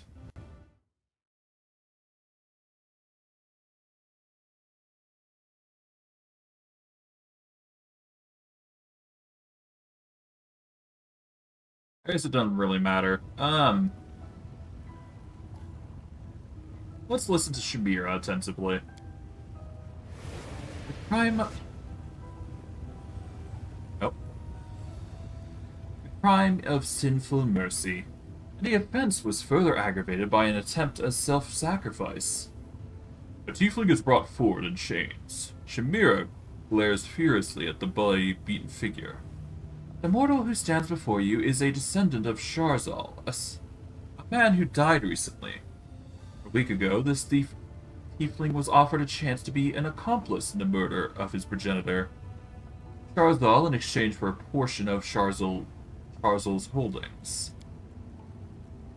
However, this mortal refused to participate in such a cunning, highly profitable murder, driven by some insane familiar sentiment. Disgusting display of fondness. He warned Shazal about the possible attempt on his life, and he personally hired Control, one of the best bodyguards in Lucianira, to guard his father's life. Shamira has to shout to be heard over the indignant clamor of her demonic audience. There's more. During the last attempt on Sharzal's life, this mortal, driven by the most disgusting feeling of duty and gratitude for his own existence, tried to cover his father with his own body to save him from the assassin's dagger. We find such actions to be criminally insane and dangerous. Therefore, false justice demands that we sentence this mortal to death. Sharzal's property will be declared destitute of an heir, and henceforth accessible to anyone who wishes to take possession of it. The tiefling is too weak to protest, and at a signal from Shamira, he is executed. Brutal. Auxilia smiles at you, her eyes sparkling with excitement. She seems uninterested in the drama that just played out before your eyes. Thank you for our conversation. I expected to find it interesting, but I had no idea that our discussion would be so thought-provoking. I'm so glad I decided to come here with you, and I sincerely hope that you'll visit me again. I hope to see you in my manor soon. I host small receptions for the most interesting and noteworthy residents of the Upper City. Conversations at these receptions I always find entertaining. If you were to attend, we could continue our discussion about love. Of course, I seriously doubt my guests would be as interested in this topic as I am, so perhaps we should finish our conversation in private. I hope to see you soon, sweet Stein. Don't stay too far along. I'm looking forward to our next visit. Auxilia gives you a dazzling smile, then vanishes into thin air. So now, we go to the mansion. Pretty simple, streamlined quest, but the rewards are well worth it. Alright, we go to the Terrence now.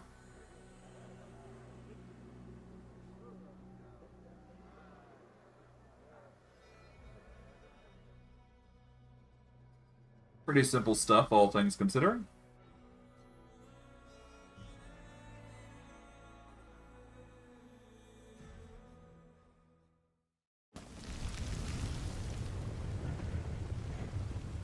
Alright, we'll take the portal up, and then we'll go over to the, yeah,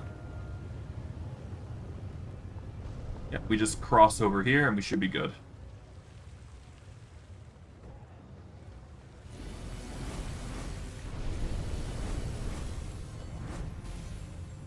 Okay, to the Rapture of Rupture, here we go.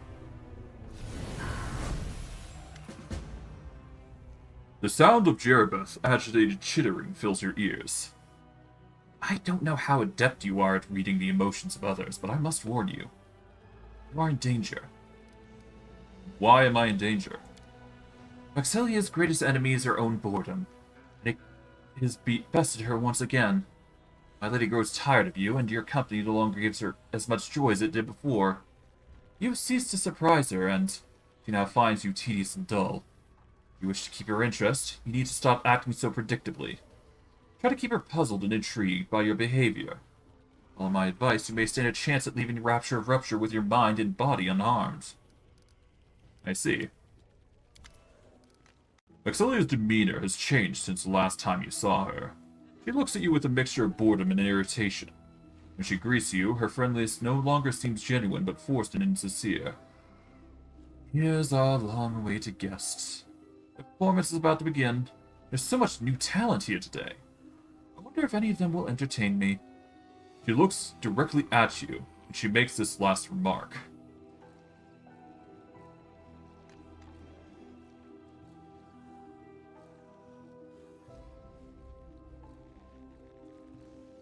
I'm starting to suspect that you're losing interest in our conversations. Maxilia throws you a withering glance and mutters something under her breath before she answers. In that case, you should act fast before you lose what remains of my interest.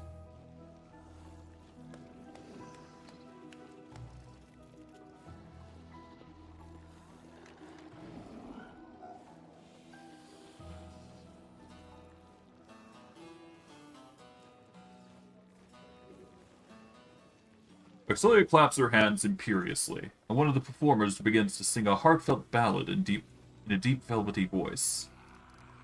Maxilia looks tired, and her eyes are full of sadness. There's a wistful note in her voice as she asks, "Tell me, how did you end up here in the Abyss? And not one of us. Our ways are foreign to you. Why did you come to our world?" "Well, you invaded my world. Now you've reaped what you've sown." Ophelia sounds slightly disappointed. "So you're only here to seek revenge? How predictable. I had hoped for something more original." The demon interrupts the ballad with an impatient clap of her hands. The singer quails beneath her imperious gaze and hurries away. Another performer steps forward, dressed as a jester.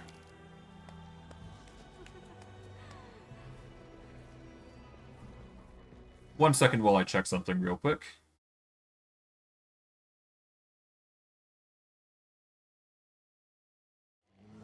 Alright, good.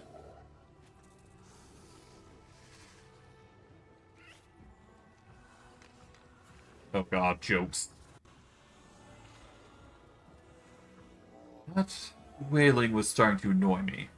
We now next? Oh, another fool who decided to entertain me with jokes. Well, as far as I'm aware, laughing at cripples and the misfortunate is popular on Galarian as well. If you ask me, it's a primitive form of entertainment. Still, you mortals seem to enjoy it, even though you try to pretend yourselves different from us creatures of vice and evil. Now that I'm thinking about it, what's the difference between demons and Galarians?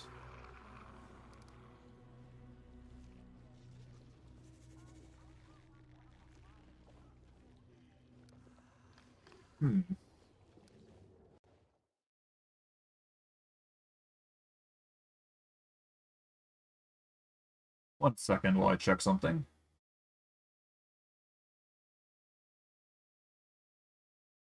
I've kind of tried everything in a degree. I guess I can go evil again.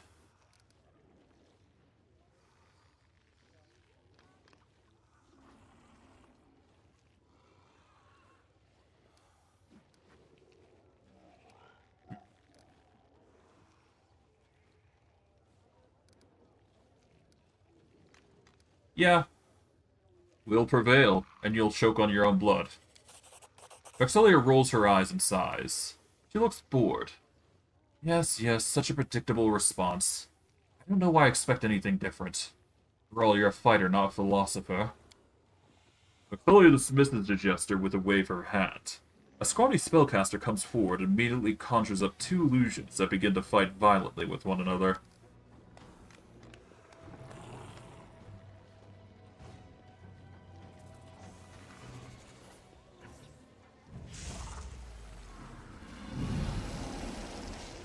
I'll cut off your wings, put you in chains. Okay. So basically, two summons fighting one another.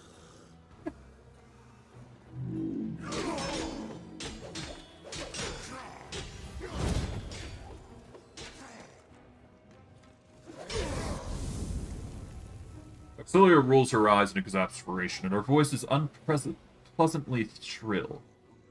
Deep down, I'm beginning to wonder if you're worth my time. Why would I desire your company? What more do you have to offer?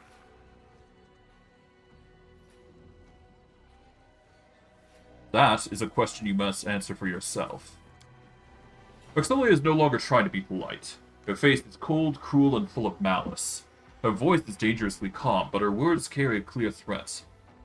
You should think twice before telling me what I must or must not do, Galarian. I advise you not to let such a mistake happen again. Vexelia snaps her fingers in irritation, and magic sparks fly from her fingertips. Performers who were unlucky enough to provide the evening's entertainment begin to scream with pain. Their bodies change shape, density, and color. In a matter of moments, they have been completely transformed into a set of whimsically decorated furniture. The pieces of furniture creak sadly, as if lamenting their bitter fates.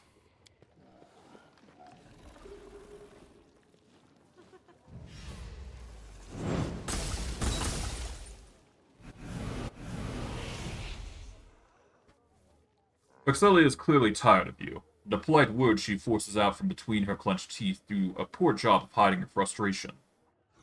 I must admit that our time together has brought me a certain degree of amusement. However, I do not intend for us to meet again. I ask you to take this humble gift as a sign of my affection, and in fond memory of the pleasure our conversations used to provide.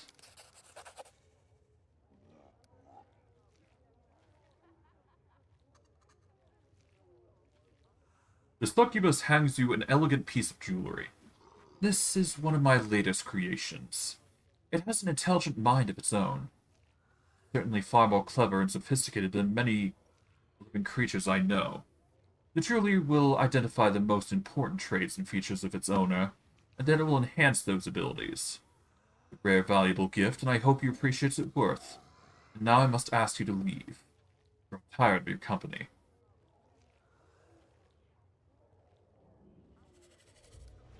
Do you know anything about this? Was this your doing? As I show Finian. Vexelia narrows her eyes as she examines Finian. Do you really think I would release such poor craftsmanship into the world? Words fail me. However, I've seen this work before. It was done by an incompetent, untalented individual who called himself the Bladesmith.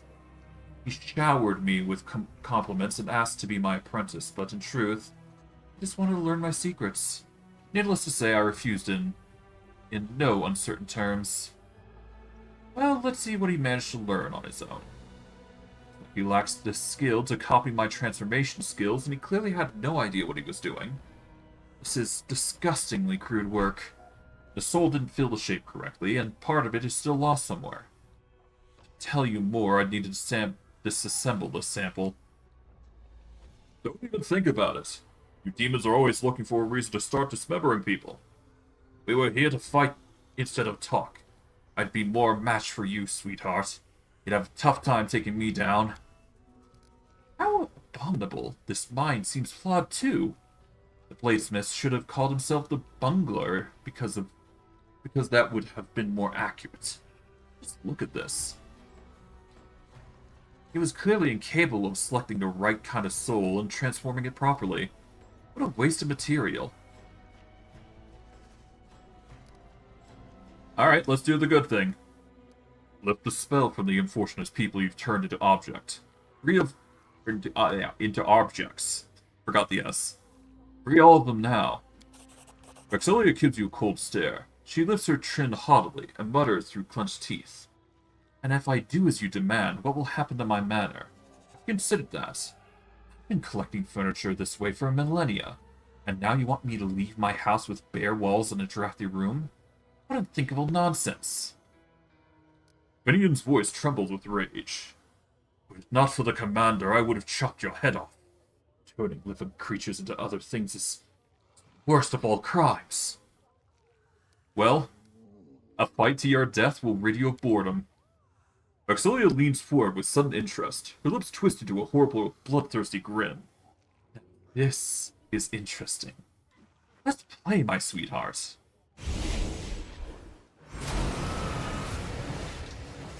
And this is where we get to, the fun. Okay, our minions are going to suffer really quickly. But that's perfectly fine here. We are actually going to go with Come and Get Me here, because this will increase our odds. Vexelli is over there, but we'll have an easier time here. Oh, let's just do that. There we go.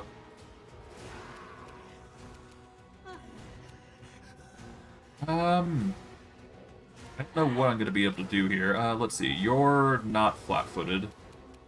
The Bloody Freak is, though. We did give her the idea to invite the Bloody Freak in, so I guess there's that. Oh, well. I guess it really depends on what we want to do here. I guess an Intimidate would be the way to go. There we go. Let them do their damnedest to try and attack me. Oh, I'm not a fan of the Alchemist, though. I probably want to deal with them first. They're the worst targets I gotta deal with. Okay, Vexelli is just coming straight at me, then. Ow. Not a fan of these attacks, that's for sure. I'm getting wailed on.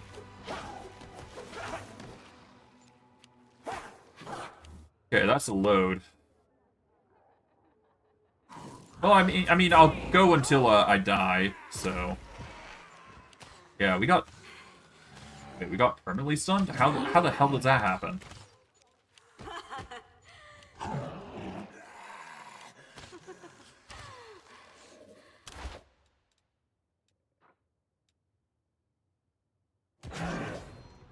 There we go.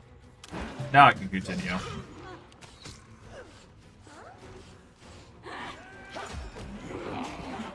Okay, yeah, that's a load.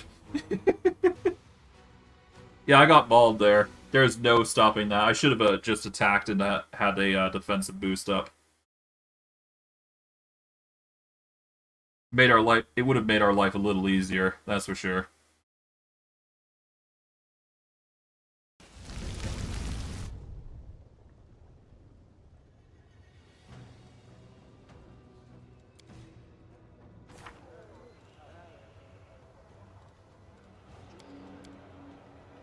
Okay, now I gotta go back there, basically. Damn it. Alright, well, that's fine. I just gotta save at the door, basically. My mistake for not setting that up.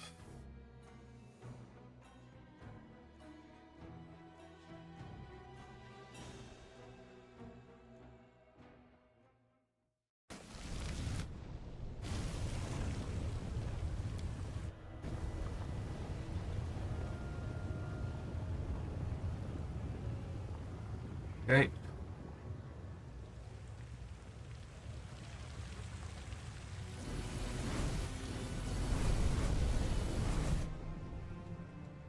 Alright, let's see. Already got protections from there. Got protection from arrows already.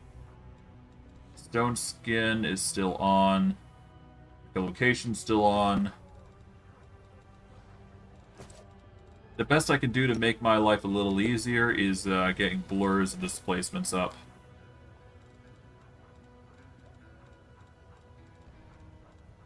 Okay, let's see.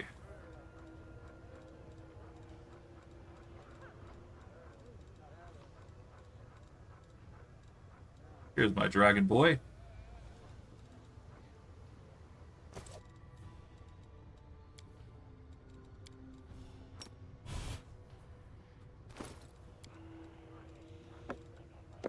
We'll just put my dragon on, turn him on.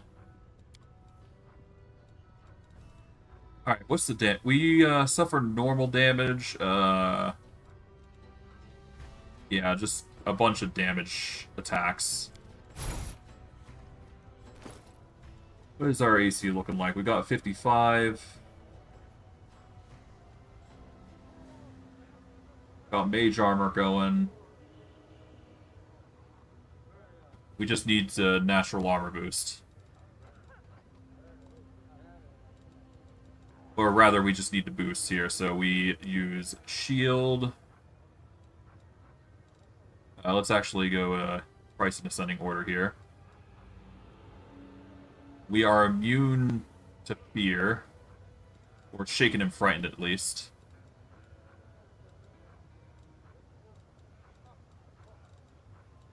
Alright, blur. Mirror image. Displacement. Haste.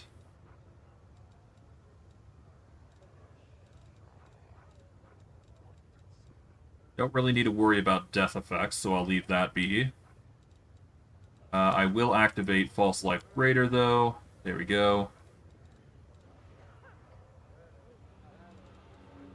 Because of what we've got, I'm actually going to use the Boots of Freedom. Well, we've already got the spell on, so no reason to. So, never mind.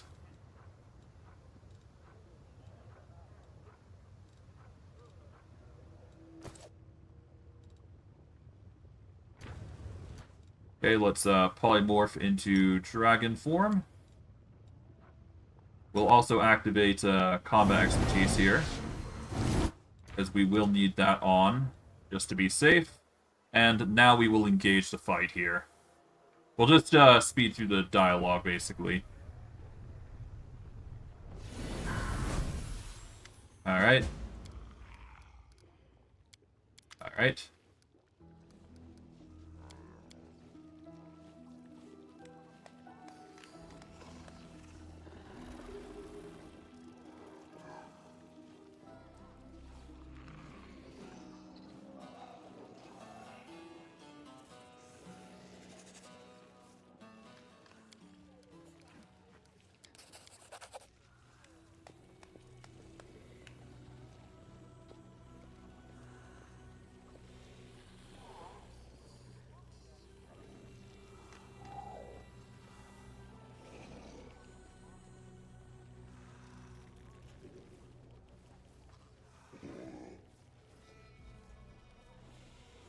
Okay.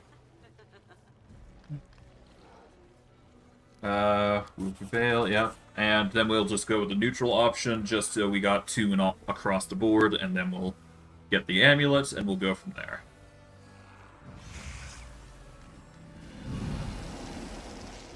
But, I will be using violence. So, yeah.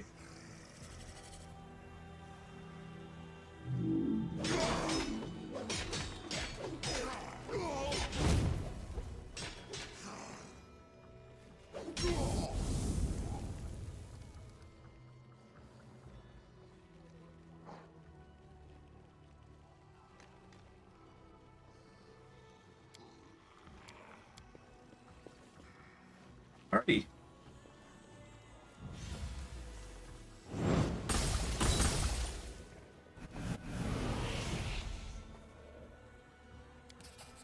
Alright. We'll just speed through this. And a fight to the death. There we go. Let's do this.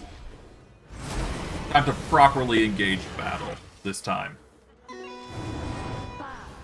Mind you, I have to go through this every single time, so this is going to be a nuisance, but it has to be done.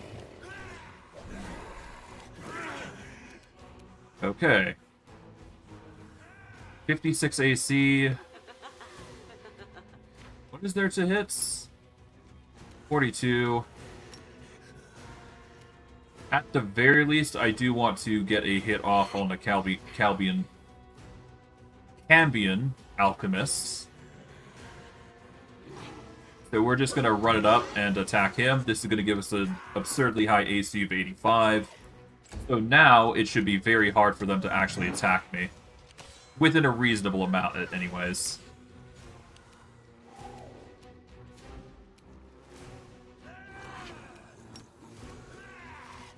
We're just going to have Ivu run across. There we go. Nice try. Shout. Not a fan of the stun, but okay.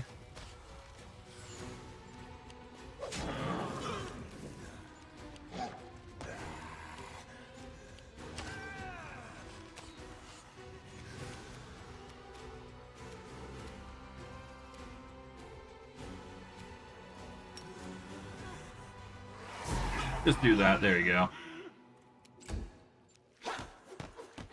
At least our AC is still 20. And another stun goes off, but thankfully we'll be stunned no longer at some point.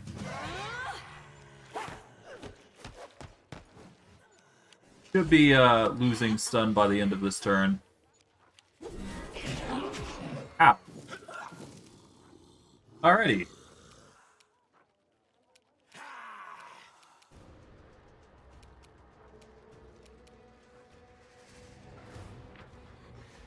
Guess we start with the Shaken here. We're at 75 AC. We don't need that combat expertise here, so we'll just wail on this guy. We have a 58 to hit.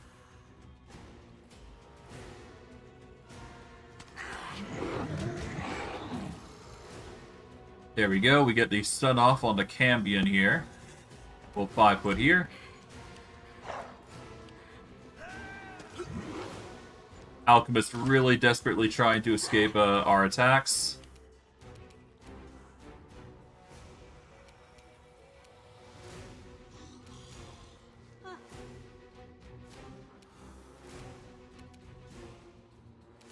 Well, I guess I can just have Ivu attack normally.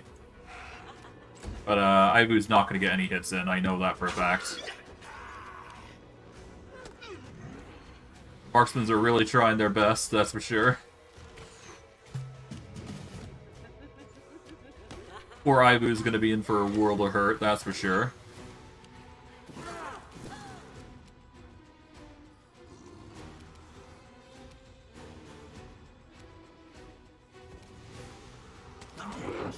There goes them.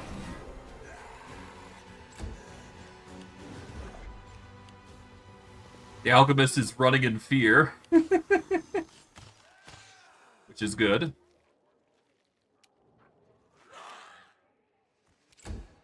Put there. Ow. There goes Ivu.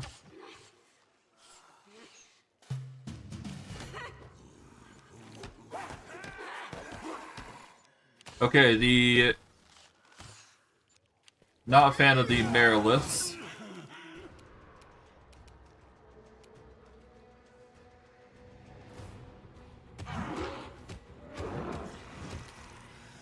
There we go. That Conqueror is staggered. Now we can move back a little bit here. There we go. Cambion Alchemist is feared out of his gourd.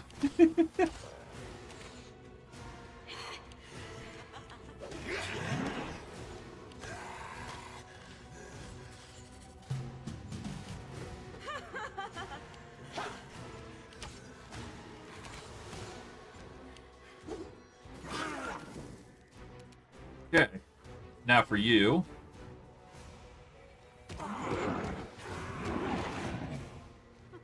Okay, 5-foot here. Yeah, that Alchemist can't do jack. That's actually really good.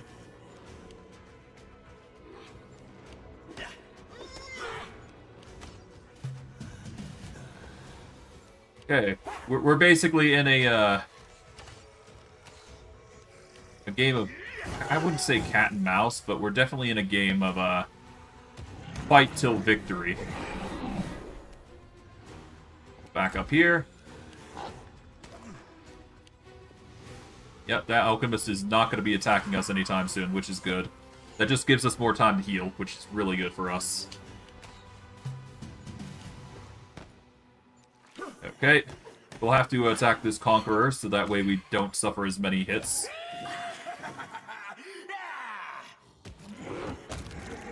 Okay. Alright, move back a little bit more. Okay, he's finally free, but that's only 9 damage that he's going to be dealing. Or at least a very minimal damage, I would say.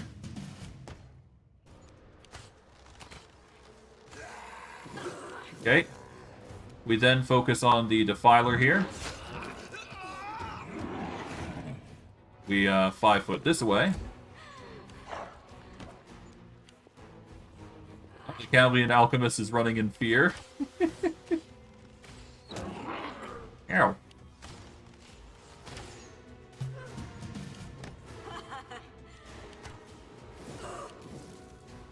Okay, now we target the Bloody Freak, I guess.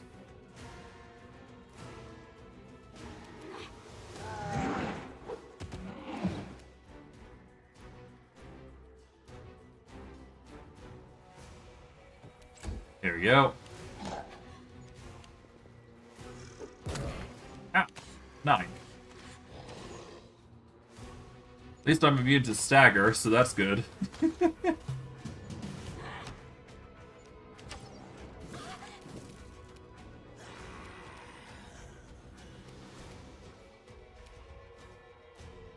Okay, we're gonna move out here. Target the alchemist.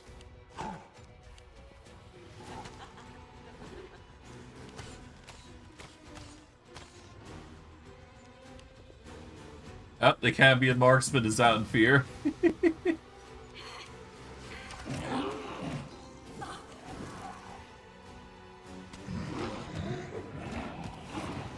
Okay, we move back a little bit here. Hey. Alchemist is scared for his life, I guess. Yeah, they're forced to run in fear until their fear runs out. Which is good for me, it just means I can prioritize attacking these guys.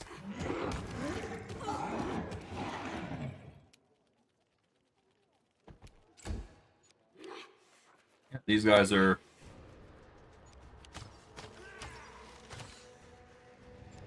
Yeah, they won't be doing anything bad to us, that's for sure. Nice try, Vexilia. How long is that fear going? 19 seconds? Okay, so we got plenty of time to just do our own thing. I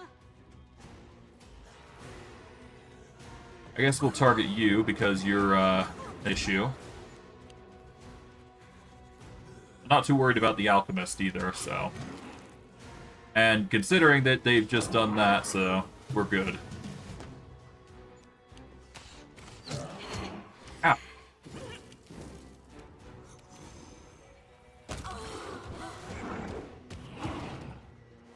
Okay. Fear.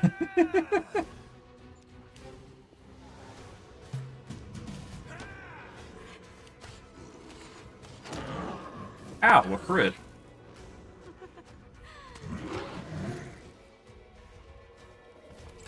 Okay, Vexilia is now incapacitated.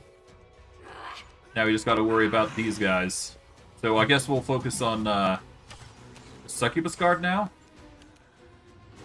The Succubus Guard does not have fear, but we can instill fear in her with a well-placed Intimidate. We succeeded. We rolled a 72. That Intimidate brings her to Shaken with 42 seconds, which is ridiculous. Ow.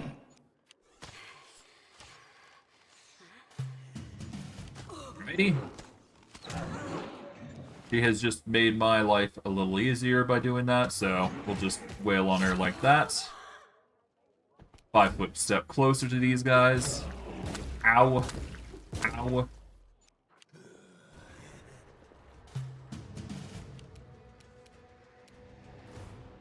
Okay. Well.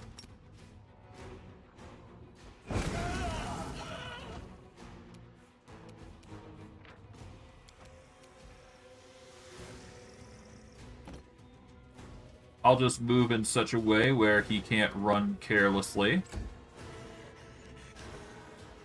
Yep, he's no longer in a place where he can escape, so... GG. Vexilia regains her beautiful appearance. She wipes the blood from her pretty face, and she screams desperately. Mercy! In memory of sweet moments of intimacy that we share together, do not kill me.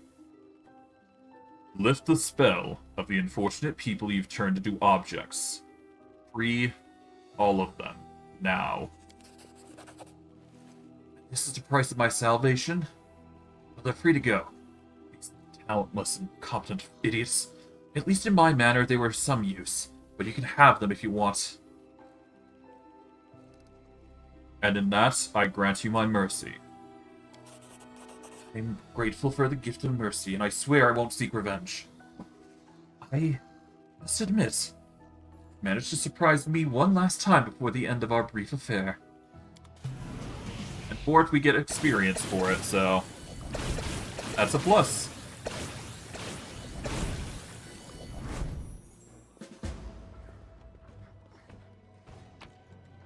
And in turn, after letting her go, well, we don't really need to kill her, so.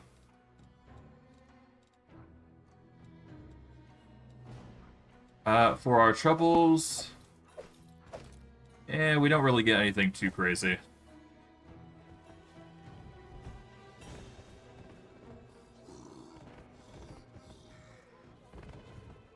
I mean, I could have killed her, to be fair. She was an enemy of, I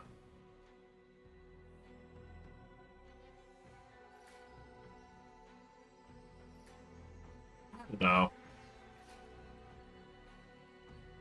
I guess in the faith of a gold dragon, this would be the right choice, so I'm not gonna pursue it. I could have gone for the loot, but there's no reason to. No matter. There is no sweat on my back. We did what we believed was right, so there you go. And with that, we've managed to finish that issue rather easily. Okay.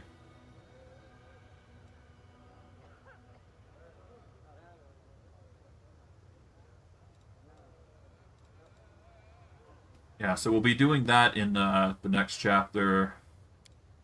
These will be next chapter stuff, as is this. I guess I could restore the ancient cloak. Give me a sec. Before I do, though, one thing that we actually get is the amulet. So let's go over that. So this is the item, Vexelia's Magnifying Amulet. It gives a +2 to the highest current ability score. And you also get a +5 natural armor enchantment bonus to armor class. It's not as good as the Amulet of Natural Armor, however, it does give a boost to Dexterity or Wisdom, or both in our case. In this case, it gives a +1 specifically to Wisdom, because it is currently our highest. But when we hit level 32, we will put a point into Dexterity, and that will give a +2 on there. So it becomes a 33, 34 sort of ordeal. So as long as we keep a balance between Wisdom and Dexterity, we will basically have a massive boost to our stats. But alas... Oh, we not... Oh, right, because I'm not polymorphed. This technically does give, Yeah, this item technically does give us 1 extra AC, though. So if I take off the Haramaki, it gives us a 11 AC bonus. But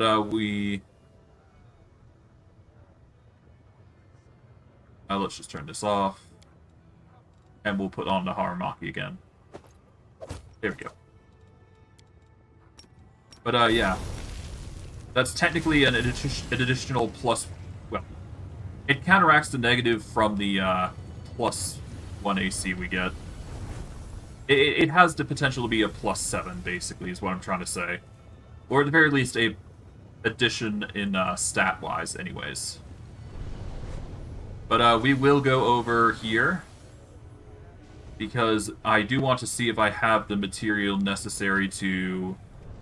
We'll just take these. There we go. I want to see if I have the material necessary to upgrade before I wrap things up for today. Just want to be thorough with my choices, that's all. You know how it be.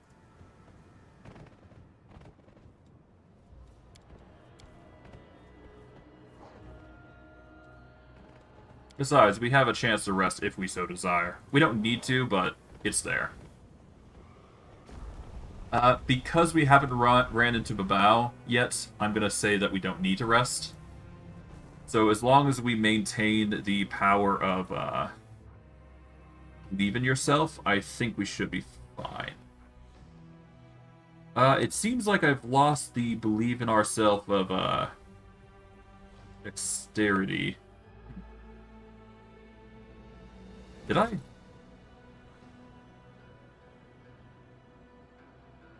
It seems like I might have. I don't know where it went, but yeah, it's gone, so that's fine. It's all good.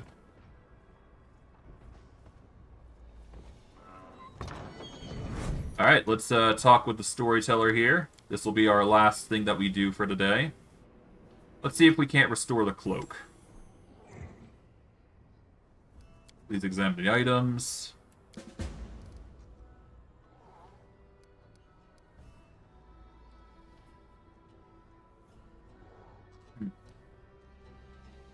Let's give him the piece of cloak and necessary materials. Restore this relic for me. The Bound of Possibility. We'd need a bit more points to handle the Demon Helm, but otherwise, we've got the piece of Ancient Cloak, Magic Essence, Cold Iron, Demon Blood, and Hide of Magical Creature. That is, that done. And the cloak specifically... Here we go, the Bound of Possibility. Azata shares a bond with her dragon. 50% of damage is redirected to Ivu. In addition, Ivu gets an additional damage reduction where N equals the Azata's mythic rank. Unfortunately, because we do not use Ivu that much, it's kind of pointless, is the problem. We'll take these off because we don't need the Azata buffed anymore. Bismuth is already unbuffed. Unfortunately, this is not useful to us, as much as I want it to be. If we had a stronger bond with our animal companion, it would definitely be worth it, but... this will change when we hit Gold Dragon form, I would wager. So... that is something to look forward to, I would wager. But I digress. We've managed to make significant progress once again. We've managed to complete a few quests here and there, but we definitely got restored the Crumpled Demon Helmet. But yeah, we're gonna go with Greybore to visit Willidus' mansion, and then we'll probably arrange a meeting with Nocticula for Ember. But yeah, I'm gonna wrap it up here. I hope you guys enjoyed today's stream. I know I did. And I'll see you guys next stream. Take care, everybody, and have a good day.